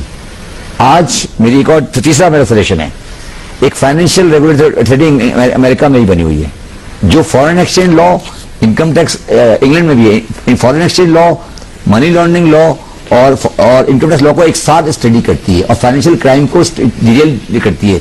ये और उसके अंदर एक सिस्टम होता है। असल में साहब बजट आ रहा है और आप जाहिर है बजट में PTI की तरफ से आप सबसे ज्यादा फ्रॉम द फ्रंट लीड कर रहे होते हैं। ये एक और सजेशन। देखिए, अच्छा अब एक और बात मेरी, आज भी जो इस सजेशन के ऊपर मैं कमेंट कर दूं कि ये बहुत अच्छी बात है कि फाइनेंशियल रेगुलेटरी एजेंसी बनाई जाएगी, वो बहुत 6 माह में बनेगी, उसके बाद रिक्रूटमेंट होगी। फिलहाल आसान तरीन तरीकाकार यह है कि नैब को कहा जाए या नैब के पास बजट इतना हो कि शब्बर जैदी साहब जिस फर्म के साथ एसोसिएटेड रहे सारी जिंदगी, उनको एक आउटसोर्स कॉन्ट्रैक्ट दें और ये सारी फोरेंसिक इन्वेस्टिगेशन जो हम करवाना चाहते हैं वो नैब के सरकारी अफसरों के बजाय शब्बर जैदी साहब की कंपनी को ये इख्तियार दे दिया जाए और उसकी फीस इनको दे दी जाए। बिल्कुल सही कह रहे हैं। मैं आदमी मैं सिर्फ ये कह रहा हूँ कि ये बेहतर एग्री कर रहा हूँ अपनी बात से। मैं सिर्फ ये कह रहा हूँ कि हमें अब एक स्टेप वाइज इसको पार्लियामेंट भी रिस्पॉन्ड करे, हमारी सियासी क़यादत भी रिस्पॉन्ड करे। सिमिलरली मैं एक लास्ट बात कहता हूँ, जो TOR मैंने गवर्नमेंट के देखे हैं कमीशन के और जो TOR मैंने अपोजिशन के देखे हैं, वेरी फ्रेंकली मुझे दोनों में रिजल्ट, इसको दोनों मिलकर रिवाइज करें और इसको प्रैक्टिकल बनाएं। चलो दोनों करें। बहुत बहुत शुक्रिया उमर साहब, बहुत शुक्रिया उमर चीमा साहब, आपका बहुत शुक्रिया। आपने स्पेशल ट्रांसमिशन देखी, मजीद नाम आए हैं और मजीद नाम आने के बावजूद जितनी भी तफसीलात आपको हमने आज अपने रखी हैं, सबसे बड़ा अगर कोई नाम है तो वो फर्स्ट फैमिली का ही है। और फर्स्ट फैमिली की यानी कि वजीर आजम नवाज शरीफ की फैमिली की अभी भी सबसे बड़ी जिम्मेदारी है कि अपनी फाइनेंशियल ट्रेल बताएं, पार्लियामेंट में आके बताएं, किसी और फोरम पर बताएं। लेकिन आज के नाम आने के बाद भी कोई ऐसा नाम नहीं है जो वजीर आजम के खानदान से ऊपर आता हो कि नहीं जी ये सबसे पहले बताएगा। वजीर आजम का खानदान आज भी सबसे पहले आता है।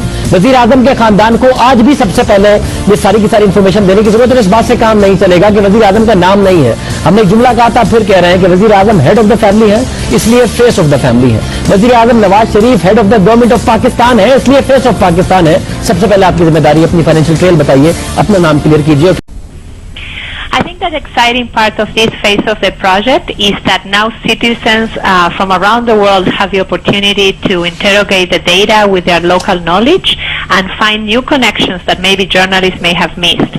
So we are going to be waiting to hear from those journalists. We hope that they send in tips to ICIJ so we can see what stories of public interest there are that still need to be reported, and we will do so.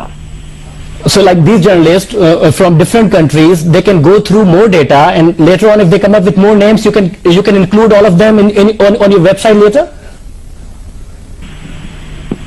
Yes, as we have explained before, until now only the journalists that are partners of this project have been able to access the totality of the leak. Now in this new phase, we are making a fraction of that information available publicly in a public database. This is information, basic corporate information about people and companies in tax havens.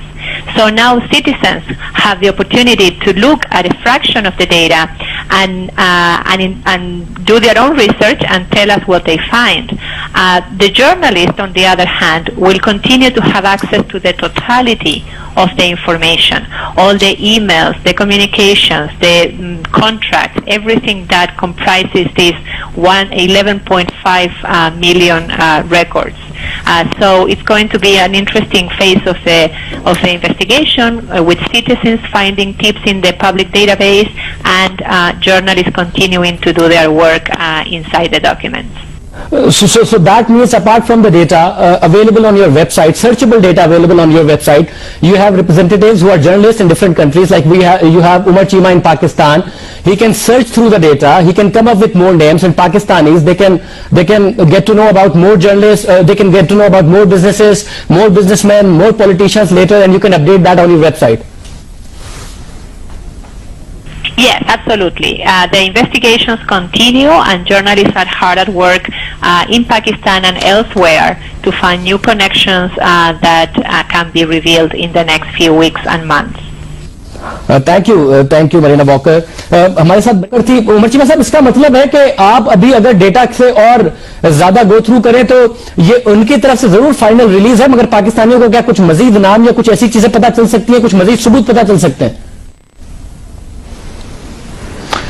मैं आपको एक interesting बात बताऊं कि मैं रोजाना अगर जब भी कोई सर्च शुरू करता हूं तो मुझे कोई कम से कम को 3-4 नए नाम जरूर मिल जाते हैं। तो इतनी देर उस डेटा को खंगालने के बाद मैं इस नतीजे पे पहुंचा कि हो सकता है कि मैं 95 to 98% लोग आइडेंटिफाई कर लिए, लेकिन मैं पूरे कॉन्फिडेंस के साथ अभी भी नहीं कह सकता कि तमाम लोग पाकिस्तानी ओरिजिन के वो लोग कि जो इस लॉ फर्म के क्लाइंट थे मैं उन तक पहुंच चुका हूं। अभी हमारी सर्च जारी है, हम मजीद इस पे काम कर रहे हैं।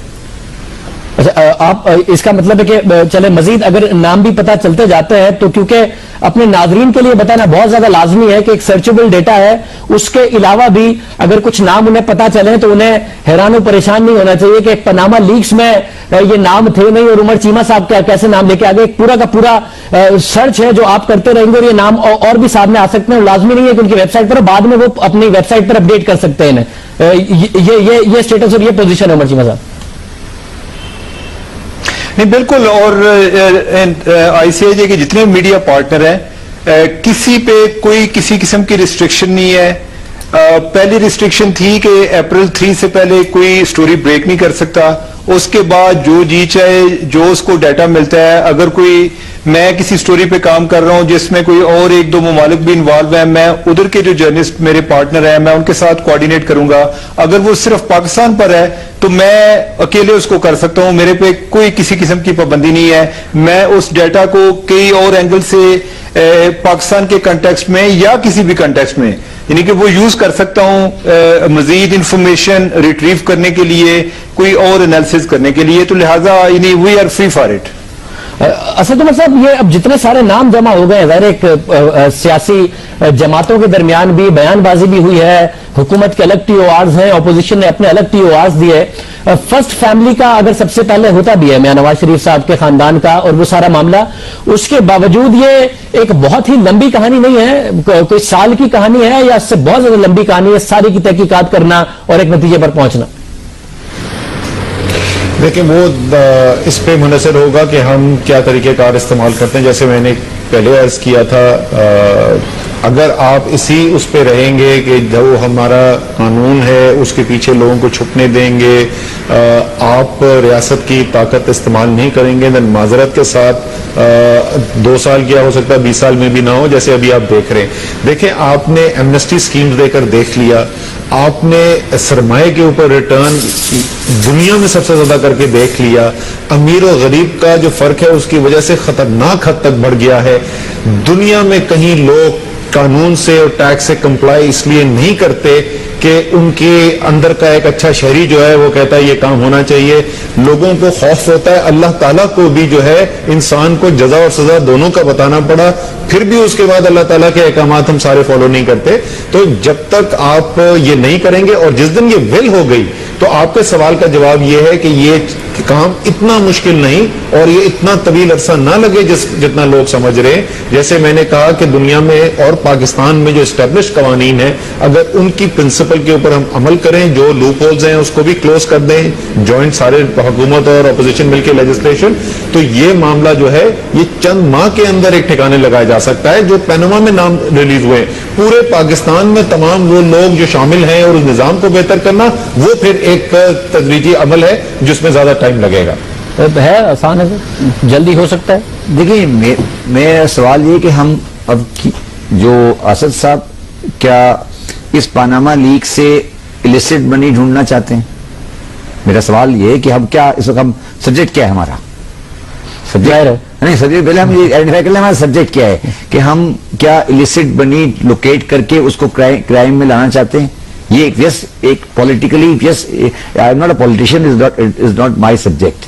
द क्वेश्चन जो मेरे सामने है वो ये है कि आपका एक वॉल्व खुला हुआ है जिसमें आप उस वॉल्व से पैसे बाहर भिजवा रहे हैं और लीगली और इलीगली पैसे भिजवा रहे हैं और उसको किसी तौर पे डिक्लेयर नहीं कर रहे पाकिस्तान के कानून में।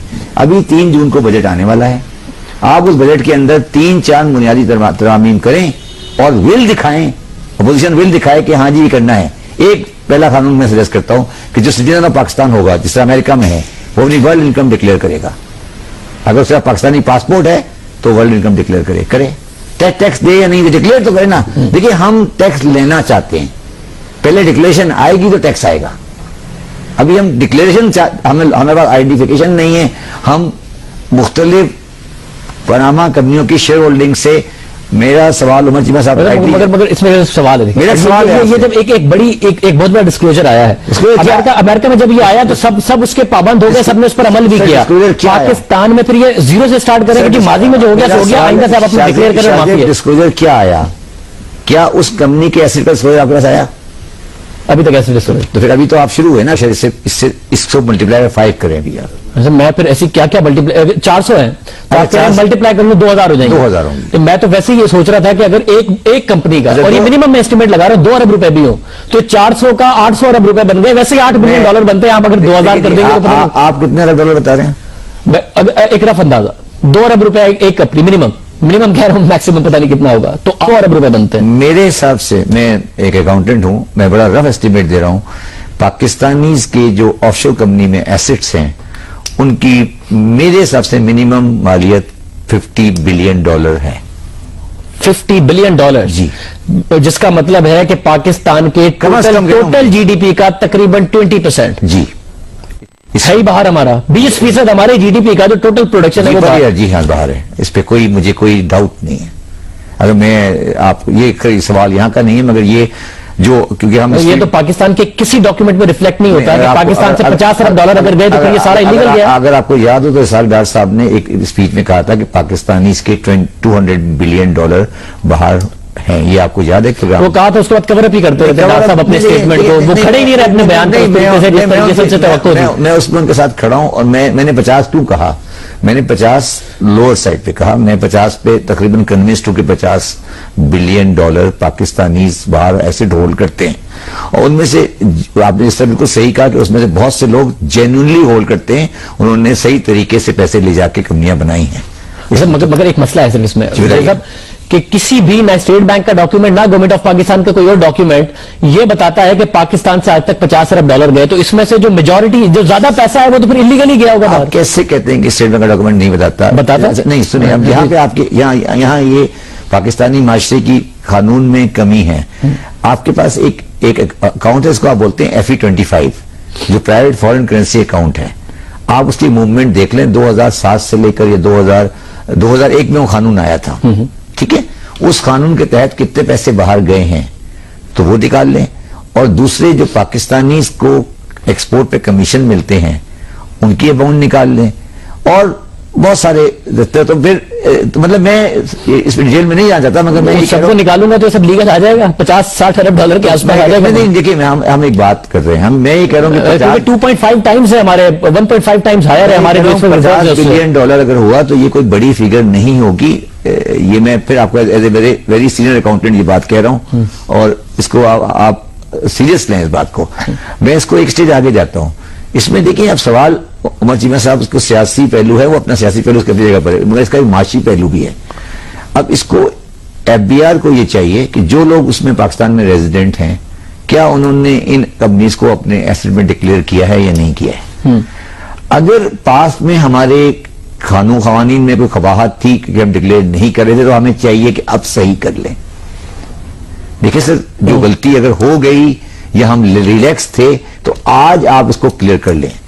दूसरी बात मैंने सुबह भी आपके टीवी पे कही थी, अगर आप ये एक्सपेक्ट करते हैं कि $50 बिलियन पाकिस्तानी वापस ले आएंगे, तो आप अब आपने कहा, मतलब एक बात आपने कहा कि अब क्लियर कर लें। हाँ। अब इसमें दो किस्म का पैसा होगा, एक वो जो जेन्युइन कमाया, टैक्स दिया मगर शायद लीगल तरीके से बाहर नहीं गया, एक वो जो टैक्स ही नहीं दिया और जेन्युइन कमाई कर, तो उसको क्या करें कि एफबीआर को पेनल्टी ना लगाए, क्या करें? अच्छा, मैं हाँ उस पर बड़ी अच्छी बात आपने की कि वो पैसा जो जिसका सोर्स यहां आइडेंटिफाई नहीं हुआ और सही तरीके से नहीं गया, मगर पाकिस्तानी का पैसा है।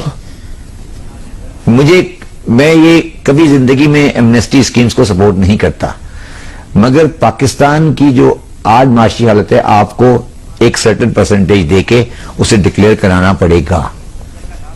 अगर आप, मेरा सजेशन है कि आप उसको ये नहीं कहें कि पाकिस्तान लाए, मगर वो डिक्लेयर करे कि उसका पाकिस्तान में अगर वो गलत तरीके से ले गया है, अब वो परसेंटेज कितने पैसे देके डिक्लेयर करे वो एक अलग इशू है, मगर आपको डिक्लेयर कराना चाहिए पड़ेगा। अदरवाइज आप माशी जो उनको फिर आप मजीद आप ये खराब करें। जी ठीक है, मैं असद उमर साहब की तरफ जाना, मगर उससे पहले उमर चीमा साहब एक सवाल है। इस बहुत सारे नाम है डेटा में जो अगर आप ICIJ की वेबसाइट पर जाएं और उसमें जाके सर्च करें तो वो नहीं मिलते, मगर उसके बावजूद बाहर आए हैं। मरियम सफदर साहिबा का नाम हो, कुछ और दूसरे नाम है जो कि हमने देखे। ये क्या वजह है कि कुछ नाम ICIJ के वेबसाइट में ना होने के बावजूद क्लेम किया जाता है कि वो पनामा पेपर्स में मौजूद है, क्या वजह है?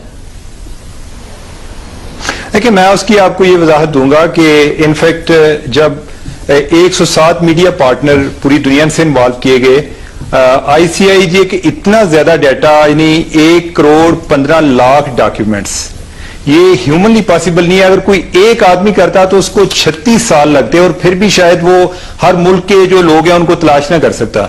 तो इसलिए जिस तरह पाकिस्तान से मैं कर रहा था, तो मेरा चूंकि फोकस ही पाकिस्तान पे था, ICIJ जो है वो तो पूरी दुनिया में डील कर रहे थे और जो इंपॉर्टेंट नाम है उन पे वो गौर कर रहे थे कि कौन कौन से हैं।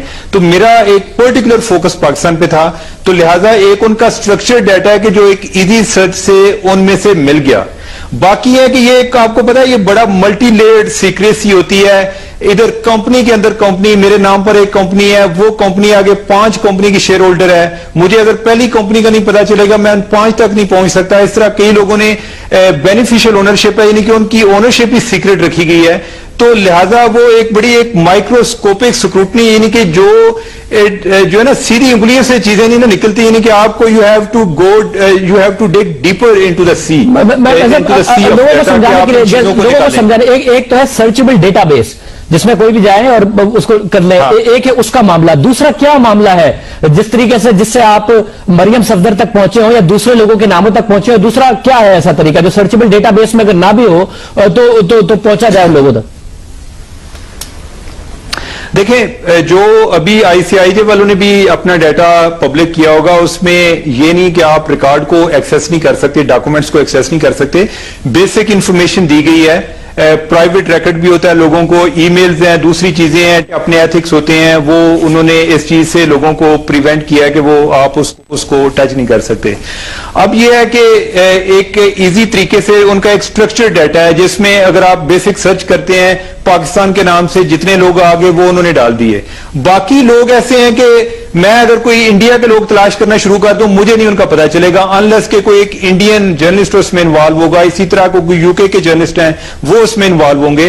तो लिहाजा उसमें हम सबको डाटा तक पूरी एक्सेस थी और हम जिसको चाहें यानी कि मुख्तलिफ तरीकों से ऑप्शन इस्तेमाल करते हुए हमने यानी कि मैंने अपनी जाती कोशिश से तकरीबन कोई 300 नाम मैंने जो है ना उसमें से डिस्कवर किए हैं और कई ऐसे नाम हैं जो हो सकता है आपको जो ICIJ का डाटा है उसमें शायद ना आए हों, जिस तरह शर्मीन उबैद की वालदा का नाम है या कि अलीम खान साहब का नाम है। यानी हम आपको डॉक्यूमेंट दिखा सकते हैं लेकिन हो सकता है कि वो उधर ना मौजूद हो। इस तरह के कई और नाम हैं, मसलन जो इरफान इकबाल पुरी साहब हैं, ये इनकी एड्रेस जो है वो दुबई के हैं, तो इससे एक अमेरिका में बैठे हुए बंदे को नहीं पता चलेगा कि ये बंदा पाकिस्तानी है और वो है भी डुअल नेशनल। इसी तरह हमारे जो लाहौर हाईकोर्ट के जज साहब हैं, जस्टिस फरूख इरफान साहब, उनका जो एड्रेस है वो भी दुबई का है। तो एक फॉरेनर के लिए इस चीज को अंडरस्टैंड करना कि ये किस तरह से लोग ऑपरेट करते हैं मुख्तलिफ डेस्टिनेशन में अपना एड्रेस देके, तो वो उनके लिए मुमकिन नहीं होता। एक लोकल के लिए ये चीज मुमकिन होती है, लिहाजा उसी अपने पाकिस्तान के नॉलेज को इस्तेमाल करते हुए ऐसे देखना कोई बुराई नहीं है, मगर उनको डिस्क्लोज नहीं किया।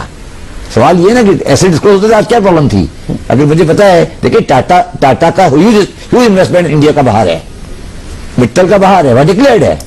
क्वेश्चन ये कि हमारे यहाँ जो कानून इस तरह बने कि डिक्लेयर नहीं हुआ, तो जब डिक्लेयर नहीं हुआ तो अब उसको सही करें। तो ये कुछ बिजनेसमैन ये बात भी कहते नजर आते हैं कि जी पाकिस्तान में आप इलीगल तरीके से पैसा लेके जाएं, बेशक आपका लीगल मनी भी है, उसके लिए इंसेंटिवाइज करता है आपका लॉ। ये मसला है। देखिए मैं दो बातें कर रहा हूं। पाकिस्तान में पैसा ये बाहर गया, इसके 3 तरीके में आज पब्लिकली कर 3 तरीके। एक तरीका होता है जो स्टेट बैंक के थ्रू जाता है, इसको कहते हैं फेरा, फॉरेन एक्सचेंज रेगुलेशन एक्ट। एक जाता है foreign currency account protection act से, जिसमें स्टेट बैंक के अप्रूवल की जरूरत नहीं है। और एक तरीका होता है जो हवाले से बाहर जाता है। ठीक है, हम सारा दिन अपने गुण गाते हैं रेमिटेंसेस के, तो रेमिटेंसेस में जाता है और आता है और जाता है और आता है, सब हम भी जानते हैं, आप भी जानते हैं। लीगल करने, हाँ लीगल। तो अब इसको अब नहीं, मैं इससे करने के लिए आगे चले। पहले हम इसको, ये सब्जेक्ट इकोनॉमिक्स का, फाइनेंस का सब्जेक्ट है, पॉलिटिकल सब्जेक्ट, यस पॉलिटिकल के डायमेंशन है, वो पॉलिटिशियन हैंडल करें, मगर इसका डायमेंशन फाइनेंशियल और इकोनॉमिक्स है पाकिस्तान की। अगर आप इसको सेटल नहीं करेंगे, आज मैं आपको सिंसियरली कह रहा हूं, सेटल नहीं करेंगे तो आप मजीद पैसे का बाहर जाना नहीं रोक सकेंगे। देखिए आपका एक समझ एक लीकेज है ना, कि वॉल्व खुला हुआ है, आपने वॉल्व बंद किया आज, चले नहीं पनामा लीक हो गई, क्या वॉल्व बंद हुआ आज? किसी ने उस वॉल्व को बंद करने की कोई कोशिश शुरू की, या कोई आपने सीरियसनेस देखी उस वॉल्व को बंद करने के बारे में? नहीं देखी ना। क्या आप एक्सपेक्ट करते हैं कि अगले बजट में आएगी? देखिए हम बड़ी सीरियस गुफ्तगू कर रहे हैं ना कि 50, मैं कहता हूं $50 बिलियन। असद भाई ने अभी कहा कि $6 बिलियन तो 3 साल में दुबई में इन्वेस्ट हो गए। आपके यहाँ मेट्रोपोल पे ऐड लगाए कि दुबई में प्रॉपर्टी खरीदें, लगा हुआ ना ऐड, आप भी देखते हो गुजर के आए। तो ये पाकिस्तानी के जो एसेट बाहर हैं, इसको आप रेगुलराइज करें पहले। I would say regularise, amnesty का वर्ड भी इस्तेमाल नहीं करें, रेगुलराइज करें। फिर इसमें से जो क्रिमिनल है उसको आइडेंटिफाई करके अलग करें। जी मगर असद मतलब ये जो नुकता है, क्योंकि आप एक बड़ी कंपनी के साथ वाबस्ता रहे हैं, पाकिस्तान में किसी भी सेक्टर को देखें, फर्टिलाइजर हो, आप एक फर्टिलाइजर कंपनी से वाबस्ता थे, वो फूड इंडस्ट्री में गए तो उसमें रिटर्न ऑन इक्विटी जबरदस्त, इसके अलावा केमिकल्स में गए उसमें रिटर्न ऑन इक्विटी जबरदस्त, पाकिस्तान में बैंक्स में जाए उसमें रिटर्न ऑन इक्विटी जबरदस्त, प्रॉपर्टी में जाए तो दुनिया में दुबई में इतना अच्छा रिटर्न ऑन इक्विटी नहीं है जितना पाकिस्तान में है। कोई सेक्टर उठा के देखे, सीमेंट, हर जगह रिटर्न ऑन इक्विटी इतना अच्छा है, तो ये लोग क्यों पाकिस्तान से पैसा वापस कोई लाने पे तैयार नहीं होगा अगर उसे इंसेंटिवाइज किया जाता है, अगर इतनी अच्छा इन्वेस्टमेंट पर रिटर्न मिलता है? सर इंसेंटिव तो अभी मौजूद है ना। आपने जैसे बिल्कुल दुरुस्त फरमाया कि पाकिस्तान के अंदर सरमाए के ऊपर जो रिटर्न मिलता है वो दुनिया में बहुत कम ममालिक हैं जहां पे इतना मिल सके। इसीलिए मैं शब्बर भाई से इत्तेफाक नहीं करता। इस बिल्कुल कानूनी तौर पर भी कंपनियां बनाई जा सकती हैं और इनमें से शायद चंद अफराद ऐसे हों जिन्होंने वाकई कानूनी तौर के ऊपर तमाम अप्रूवल लेके अपनी इनकम डिस्क्लोज करके, एसेट डिस्क्लोज करके ये कंपनियां बनाएगी। ज्यादातर लोग ये कंपनियां इसलिए बना रहे हैं कि वो दौलत छुपाना चाहते हैं, इसीलिए वो वहां पे पैनामा के थ्रू जाके ब्रिटिश वर्जिन आइलैंड में कंपनियां रजिस्टर करके एक कम रिटर्न लेने को तैयार हैं, क्योंकि वहां पे उनकी दौलत छुप जाती है। इसीलिए मैं ये कह रहा हूं कि अगर दुनिया में ये कानून, आपको पता है मैं यही कह रहा था, स्विट्जरलैंड के बैंकिंग कानून ये कहते हैं कि अगर हुकूमत पाकिस्तान आज उनको खत लेके दे और वो कहे कि जी हमारे ख्याल में असद उमर के यहाँ पे स्विस बैंक के अकाउंट है, स्विस कानून के तहत अब असद उमर ने यह साबित करना है कि वो हक हलाल की कमाई है, वरना वो पैसा पाकिस्तान को वापस कर दिया जाएगा। हम यही जो नैब का कानून है वो क्यों नहीं इस्तेमाल कर सकते? जिसने सच्चाई दयानत से कमाई करी, जिसने लीगल तरीके से कंपनी बनाई, लीगल तरीके से पैसा बाहर भेजा, तो उसको कोई नुकसान नहीं होगा। ये जो इंसेंटिव देने वाली बात है ना कि जो चोरी करे उसको इंसेंटिव करे, ये रियासत की बेबसी है। और शब्बर कह रहे थे 8 स्कीमें फेल हो चुकी हैं। अभी आपने 1 माह पहले देखा है वो ट्रेडर्स के लिए स्कीम लेके आए थे, 10 लाख नए वो कह रहे थे गोशवारे शामिल होंगे, वो 6000 सिर्फ आए हैं। बिल्कुल फेल हो गए। इसमें अदर वे अराउंड नहीं है के पास पनामा और स्विट्जरलैंड में हमें क्राइम पहले साबित नहीं करना पड़ेगा। देखिए थोड़ा सा मैं असद भाई की बात से थोड़ा देखिए, ये गलत फहमी है कि पाकिस्तान से पैसा गलत गया है तो होल्डिंग कंपनी बनी है। सर देखिए प्लीज इशू को देखें। अगर मेरी पाकिस्तान में कंपनी है, उसकी होल्डिंग कंपनी अगर फॉरेन में है तो मैंने कोई गलत काम नहीं किया है। प्लीज मैं एक रेगुलर बिजनेसमैन की बात कर रहा हूं और ये बहुत बड़ी तादाद है, मैं समझाने, और वो इसलिए हुई है जब 70 में नेशनलाइजेशन हुई और इस मुल्क में दौलत रखना जुर्म हो गया, 22 खानदान खत्म कर दिए गए, जुर्म हो गया, तो लोगों ने अपनी दौलत को पाक किया है। बिजनेस पाकिस्तान में ही है, उसकी होल्डिंग कंपनी बाहर है। हमें इस चीजों को समझना चाहिए। ये सब्जेक्ट इतना आसान नहीं है कि हम इसको एक टीवी प्रोग्राम में समेट दें। ये एक बड़ा सब्जेक्ट है कि इसका इलाज क्या है। मैं असद भाई से डिसएग्री करता हूं। इसका इलाज यस, सियासतदानों को जिन्होंने कमीशन लिया, जिन्होंने गलत करा, उनको नैब के हवाले कर दें। और इस बिजनेस इशू को कि पाकिस्तानीज के एसेट जो अनडिक्लेयर्ड हैं या डिक्लेयर्ड हैं, उन कानून को पहले सही किया जाए कि पाकिस्तान में लोग अपने फॉरेन एसेट को डिक्लेयर करें। दूसरी बात मैं आपको कर जाता हूं, पाकिस्तान हम ये सबसे पहले सही करें कि आज पाकिस्तान में कानून है कि अगर 183 दिन के बाद आप पाकिस्तान से बाहर चले जाते हैं तो आप नॉन रेजिडेंट बन जाते हैं, और नॉन रेजिडेंट को अपने फॉरेन एसेट डिक्लेयर नहीं करने। तो अगर मैं 183 दिन के बाद दुबई में रहने लगता हूं तो मुझे कोई डिक्लेयर करने की जरूरत ही नहीं है। इसको सही करें पहले। देखिए चीजों को हमेशा पॉजिटिव तरीके से लिया जाए, ना कि उसमें एक्सटॉर्शन और व्यवस्था डाली जाए। अगर आप उसको नैब के हवाले करेंगे तो मैं आपको यकीन से कह सकता हूं कि ये 2 साल बाद ये वहीं के वहीं खड़ा रहेगा जहां पे ये आज खड़ा है। पहले हम ये एनालाइज करें, एक कमीशन बनाएं, जुडिशियल जो किस तरह बनाएं, पहले ये एनालाइज करें कि आज पाकिस्तानी इसके कितने एसेट बाहर हैं। जब मैंने आपको 50 बिलियन बताया आप शॉक हो गए।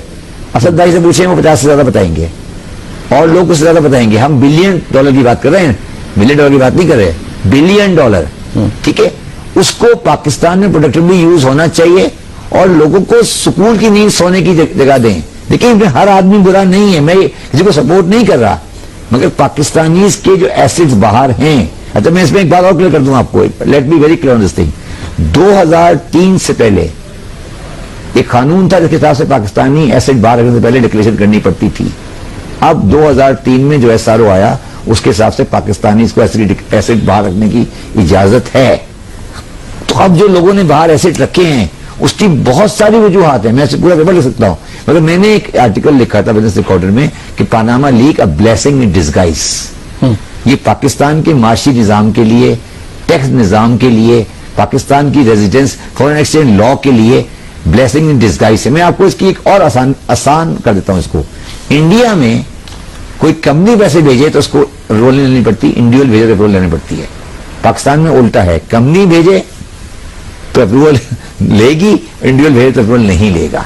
तो पूरा आपको फॉरेन एक्सचेंज का लॉ अपना सोचना पड़ेगा इस कॉन्टेक्स्ट में कि पाकिस्तान में 50 एक बड़ा एसेट बाहर है। जी हम आईसीआईजे का जरा मौकफ मालूम कर लेते हैं कि फाइनल एपिसोड है या मजीद भी आ सकता है। आईसीआईजे की रिप्रेजेंटेटिव मरीना वॉकर इस वक्त हमारे साथ लाइन पर है। Marina, thank you so much for joining us and congratulations for such historic work. First of all, have you sifted through entire data, or we can expect some more episodes, some more leaks, or maybe like third release of ICIJ and Panama leaks?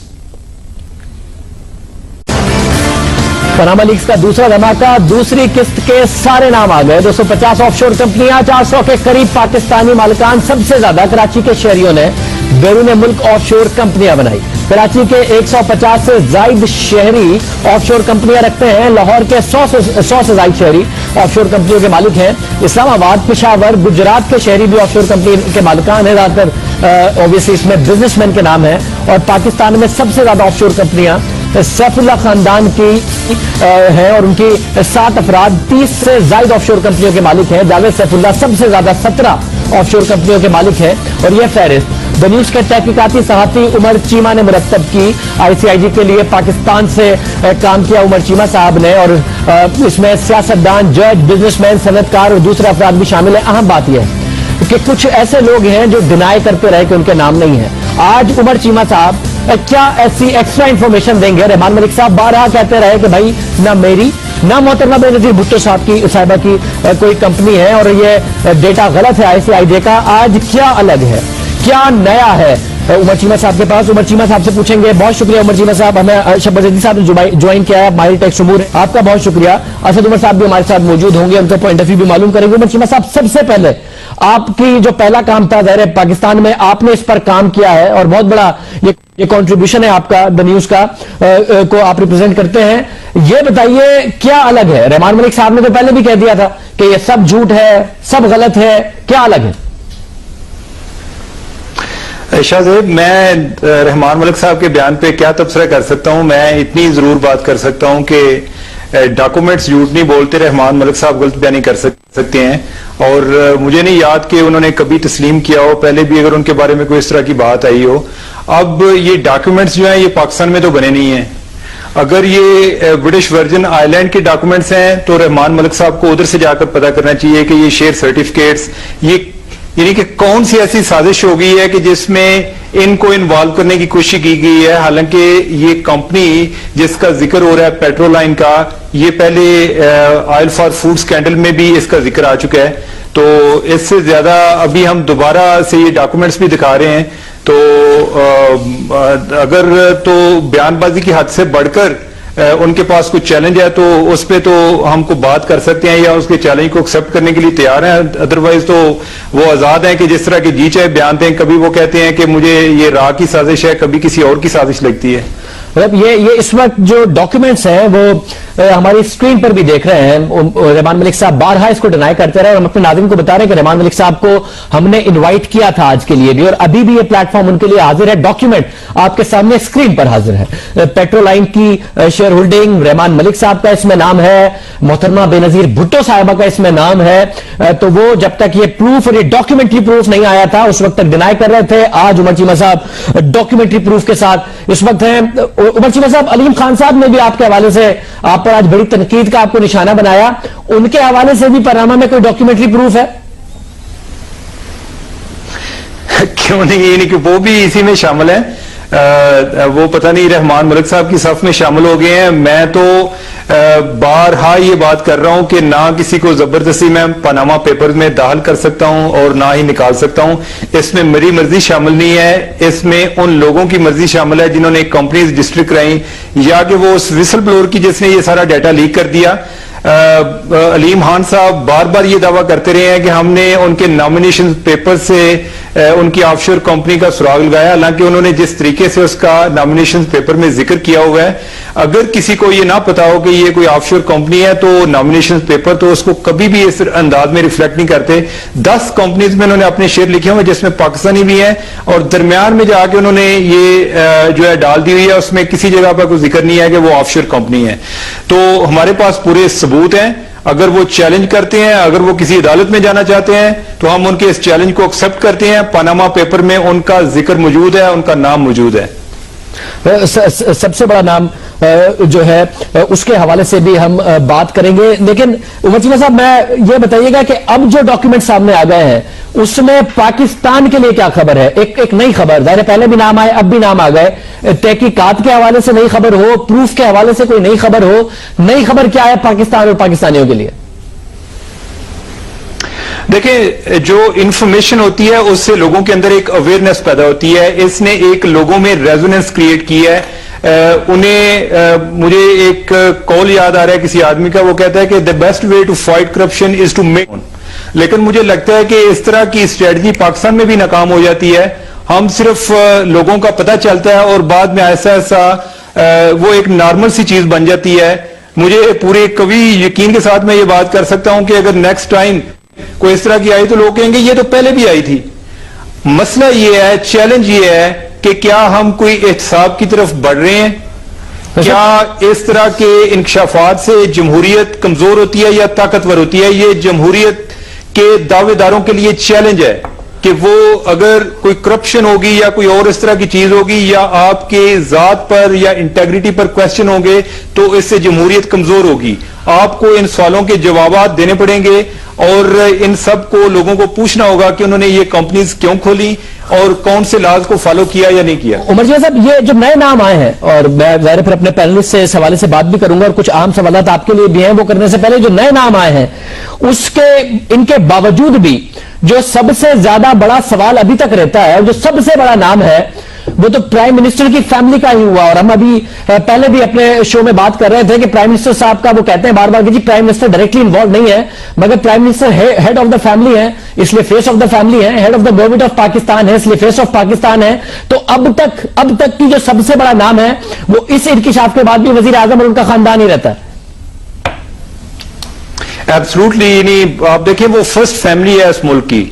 तो जब आप इस्तेहकाक मांगते हैं, जब आप ये कहते हैं कि मैं वज़ीर आज़म हूं तो मेरी इज्जत करें, इस ओहदे की इज्जत करें, तो उसमें ये उन पे एक बहुत भारी जिम्मेदारी आती है कि वो अपने आप को उठने वाले सवालात के जवाब दें, अपने आप को एहतसाब के लिए हाजिर करें। अगर ये बात वज़ीर आज़म से शुरू नहीं होगी तो दूसरों को पूछने का किसी के पास कोई इखलाकी जवाब नहीं रह जाता। हमारे साथ ही रहेगा उमर चीमा साहब। शबीर साहब, आप शुरू से जब से पनामा का मामला आया, आप एक हकीकत पसंदाना राय तो ग्राउंड रियलिटीज को रिफ्लेक्ट करती है कि इसकी कहां जाएगा, कहां मामला जाएगा। नई किस्त आ गई, नए लोगों के नाम आ गए। कोई तरीका है कि पाकिस्तानियों को ये सारी की सारी तफसीलात पता चलने का, और हम अपने नाज़रीन को ये जरूर बताते चलें कि ऑफशोर कंपनीज में अगर नाम आए हैं तो कुछ अच्छी बिजनेस फैमिलीज के भी आए हैं। और लाजमी नहीं है ऑफशोर कंपनीज बनाने का ये मतलब नहीं है कि किसी ने गैर कानूनी काम किया है, उन्होंने बड़ा टैक्स कॉन्ट्रीब्यूशन है। बहुत सारी अच्छे बिजनेस के खानदान है जिनका बहुत बड़ा पाकिस्तान के लिए टैक्स कॉन्ट्रीब्यूशन है, टैक्सेस उन्होंने अदा किए हैं, एम्प्लॉयमेंट्स उन्होंने जनरेट की है। बिल्कुल लाजमी है कि उन्होंने सारे के सारे टैक्स अदा किए हों, साफ सुथरे तरीके से पैसा बाहर लेके गए हों, तो हर एक पर सवाल नहीं उठता, मगर सब पर तहकीकात करके और सबको अपने नाम ये सवाल जरूर क्लियर कराना चाहिए। कोई ऐसा तरीका है कि अब मामला आगे बढ़े और पाकिस्तानियों को सबकी हकीकत पता चले? देखिए, दो चीजें हैं बड़ी अहम। पहली बात तो ये अभी सिर्फ एक कंपनी की इंफॉर्मेशन लीक हुई है। मेरे हिसाब से ये पूरा जो ऑर्बिट है ये उसका शायद 20% से ज्यादा नहीं है। अभी इसको आप मल्टीप्लाई कर लें बाय 5, जो एक्चुअल होगा वो क्या हमने कोई एक्स्ट्रा एफर्ट करके ये लोग इनके नाम तलाश? क्या शुरू में मरियम सफदर भी ऐसे ही नामों में थी या उनका वो था सर्चेबल डेटा में? नहीं, मरियम सफदर जो है उनका बड़ा इंटरेस्टिंग हुआ कि इनफैक्ट उन पे जब सर्च शुरू हुई तो वर्ल्ड बैंक की एक वेबसाइट है जिसमें ऐसी कंपनी जिन पे कोई करप्ट प्रैक्टिसेस में इन्वॉल्वमेंट के इल्जामात हों, उधर से हमने शुरू किया। तो उसमें ये नीलसन और नेस्कॉल भी आ रही थी। तो तब तक ये आइडिया था कि ये वो कंपनीज हैं जो कि माजी में वज़ीर आज़म नवाज शरीफ के साथ लिंक की जाती रही हैं। जब हमने उस पर आगे मजीद फोकस कर लिया इन दो कंपनीज में, तो आगे जाके पता चला कि वो थी बेनामी कंपनीज और मरियम सफदर जो है वो उनकी बेनिफिशियल ओनर थी। तो लिहाजा वो भी कोई इतनी इजी सर्च नहीं थी। इसी तरह ये जो रहमान मलिक साहब का या बेनजीर भुट्टो साहब का आपने जिक्र किया, ये हमने कंपनी से जाके आगे तलाश करना शुरू किया। अगर बाय नेम तलाश करें तो ये नहीं मिलते। ये तो चूंकि इनकी कंपनी भी इस मामले में माजी में ऑयल फॉर फूड स्कैंडल में आ चुकी थी, लिहाजा वो कंपनी से हम शुरू हुए और इवेंचुअली जब डॉक्यूमेंट्स के अंदर गए तो पता चला कि इधर शेयर सर्टिफिकेट हैं वही रहमान मलिक साहब के, बेनजीर भुट्टो साहब के और उनके जो एक नेफ्यू उनका मिला। तो लिहाजा ये इतनी इजी सर्च नहीं है कि मैं इस तरह के जैसे को गूगल पे बैठ जाऊं और सारे नाम निकाल लूं। इस पे बड़ी ये टीडीएस किस्म का बड़ा फ्रस्ट्रेटिंग किस्म का प्रोसेस होता है और इसमें बड़ी मेहनत कार होती है। मैं असद उमर साहब, बहुत शुक्रिया आप हमें ज्वाइन करने के लिए। उमर साहब भी हमारे साथ मौजूद है। उमर साहब, शब्बर जैदी साहब कह रहे हैं $50 अरब, और ये मिनिमम एस्टिमेट है। वो कह रहे हैं मैक्सिमम नहीं कह रहा, मैं मिनिमम कह रहा हूं। अगर ये पाकिस्तान से बाहर गया है तो असद उमर साहब चला गया, या आप बिजनेस को, मईशत को बहुत अच्छा समझते हैं? आपके नजर में कोई रास्ता है कि जो सही तरीके से नहीं गया उसके ऊपर कोई कार्रवाई की जाए, कोई पॉलिसीज बनाई जाए, एमनेस्टी हो, क्या हो? जी शाहज़ाद, ये पाकिस्तान की मईशत के लिए बहुत बड़ा इशू है। ये कोई छोटी बात नहीं है। पाकिस्तान की मईशत जिस तरीके से बुरी तरीके से इस वक्त मुश्किलात का शिकार है, उसमें से एक वजह यही है कि बहुत बड़े पैमाने से मुल्क के अंदर से दौलत निकाल के मुल्क के बाहर लेके गई है। कोई भी आप देख लें, डार साहब से हमने फ्लोर हाउस पूछा था, उन्होंने कहा $200 अरब स्विस बैंक के अंदर पड़ा हुआ है पाकिस्तानियों का। दुबई के लैंड रिकॉर्ड ने भी अनाउंसमेंट की तो $6.6 अरब सिर्फ 3 साल के अंदर पाकिस्तानी ने वहां प्रॉपर्टी खरीद ली। पैनामा के अंदर इस वक्त अब कुछ 400 से ज्यादा हमारे पास नाम आ चुके हैं। तो किसी भी आप चीज उठा के देखते हैं तो नजर आता है कि पाकिस्तानियों ने एक बहुत बड़ी तादाद में, मेरे ख्याल में शायद किसी को भी नहीं पता कि कितनी बड़ी तादाद में गया है पैसा, लेकिन एक बहुत बड़ी तादाद में। और ये जो हम नंबर मेंशन कर रहे हैं उसको जरा इस लिहाज से देख लीजिए कि पूरा पाकिस्तान का बैनुल अक़वामी कर्जा जो है इस वक्त वो $70 अरब से जरा सा कम है। और डॉक्टर साहब हमें ये कह रहे हैं कि सिर्फ स्विस बैंकों के अंदर $200 अरब बढ़ा हुआ, यानी तमाम बैरूनी कर्जा हमारा खत्म हो सकता है अगर 1/3 वापस आ जाए। क्या ये वापस आ सकता है? आसान नहीं है, लेकिन दुनिया के अंदर कवानीन बदलते रहे हैं। 9/11 के बाद से अमेरिका के दबाव के तहत बहुत दुनिया में चेंजेस आई हैं, स्विस बैंकिंग लॉज के अंदर चेंजेस आई हैं, और इस वक्त ऐसे कवानीन मौजूद हैं जिनको इस्तेमाल करके कुछ जो ममालिक हैं उन्होंने अपनी दौलत अपने जो उनके डिक्टेटर्स वगैरह थे उनकी दौलत वापस भी ली है। आसान नहीं होता, लेकिन कवानीन अब मौजूद है। और मुझे यकीन है कि ये अभी जो पैनामा के डिस्क्लोजर हुआ है पूरी दुनिया में एक भूचाल मचा हुआ है, इसके बाद मजीद और ऐसे सख्त कवानीन आएंगे जिससे और मजीद आसान हो जाएगा कि कौम का अगर पैसा लूट के बाहर ले जाया गया है तो उसको वापस आने में मदद मिल सके। असद साहब, ऐसा कोई कानून कि जी अब आप पाकिस्तानियों का जितने भी पाकिस्तानियों के नाम है, इसके अलावा भी जो पाकिस्तानी है वो सब डिक्लेयर करें और एफबीआर को बताएं कि बाहर कितना पैसा लेके गए, कितने बाहर एसेट्स हैं, ये सारा का सारा मामला अगर ये किया जाता है तो ये वापस लाने का मामला कैसे होगा? कोई एमनेस्टी स्कीम अनाउंस करनी पड़ेगी लोगों को मजबूर करने के लिए कि भाई आप डिक्लेयर करें, अदरवाइज कैसे पता चलेगा? पनामा ने या किसी और ने तो कोऑपरेट करना नहीं है। देखें, जो हमारे इस वक्त के कवानीन हैं उसमें अगर आप नैब का कानून देखें तो उसके अंदर ये चिट मौजूद है कि अगर आपके कोई असासे ऐसे नजर आते हैं जो बज़ाहिर हमें शक होता है कि ये कोई आमदनी जो है ऐसी नहीं है जो आपके टैक्स गोशवारों से मिलती हो या वो आपकी दयानत की आमदनी हो, तो आप पर जब इल्जाम लगता है तो सबूत फराहम करना कि मैं बेगुनाह हूं आपकी जिम्मेदारी हो जाती है। मेरे ख्याल में एक जो सबसे आसान तरीका तो यह है कि ये जितने भी पैनामा के अंदर डिस्क्लोजर आए हैं और वहां पर ये नाम आए हैं कि कंपनियां बनी हुई हैं, तो हम इस कानून के तहत इन तमाम लोगों से डिमांड ये कर सकते हैं कि आप इन कंपनियों की तफसीलात जो हैं, इनके गोशवारे जो इनके असासे बाहर इन कंपनियों के जरिए खरीदे गए हैं और आपने कैसे पैसा मुंतकिल किया ये कंपनियां खरीदने के लिए, वो इनसे मुतालबा किया जाए। और अगर ना वो देने को तैयार हो तो उस नैब के कानून के तहत जो उनकी पाकिस्तान में तमाम दौलत है उसको भी आप पकड़ सकते हैं, उसको भी आप अपने दायरा कार के अंदर ला सकते हैं। और इसमें अगर कोई कानून की बदलने की भी जरूरत हो तो उसको करना चाहिए, क्योंकि अगर किसी के हक हलाल का पैसा है और उसने कानूनी तरीके से ही बाहर जाके कंपनी बनाई थी तो कोई वजह नहीं है कि वो आपको जवाब देने के लिए तैयार ना हो। मतलब एक अहम बात है, मैं शबरीर साहब आपके सामने भी ये सवाल रखता हूं, लेकिन उससे पहले बहुत सारे ऐसे बिजनेसमैन के नाम भी इसमें आए हैं जो सियासतदानों के साथ लिंक रहे हैं पिछले 6-7 साल में, जिनको लाइसेंस मिलते रहे हैं, जो पाकिस्तान में मुख्तलिफ ऐसी प्रोडक्ट्स जो कि गवर्नमेंट से लिंक्ड होती हैं, पेट्रोलियम प्रोडक्ट्स के कॉन्ट्रैक्ट लेके पाकिस्तान में लाते रहे हैं, जिन्हें ऑयल मार्केटिंग कंपनी का लाइसेंस दे दिया गया है, रिसेंटली दे दिया गया है, या बैरून मुल्क जो उन्होंने काम किया उसमें उनका नाम गुज़िश्ता हुकूमतों के साथ आता रहा।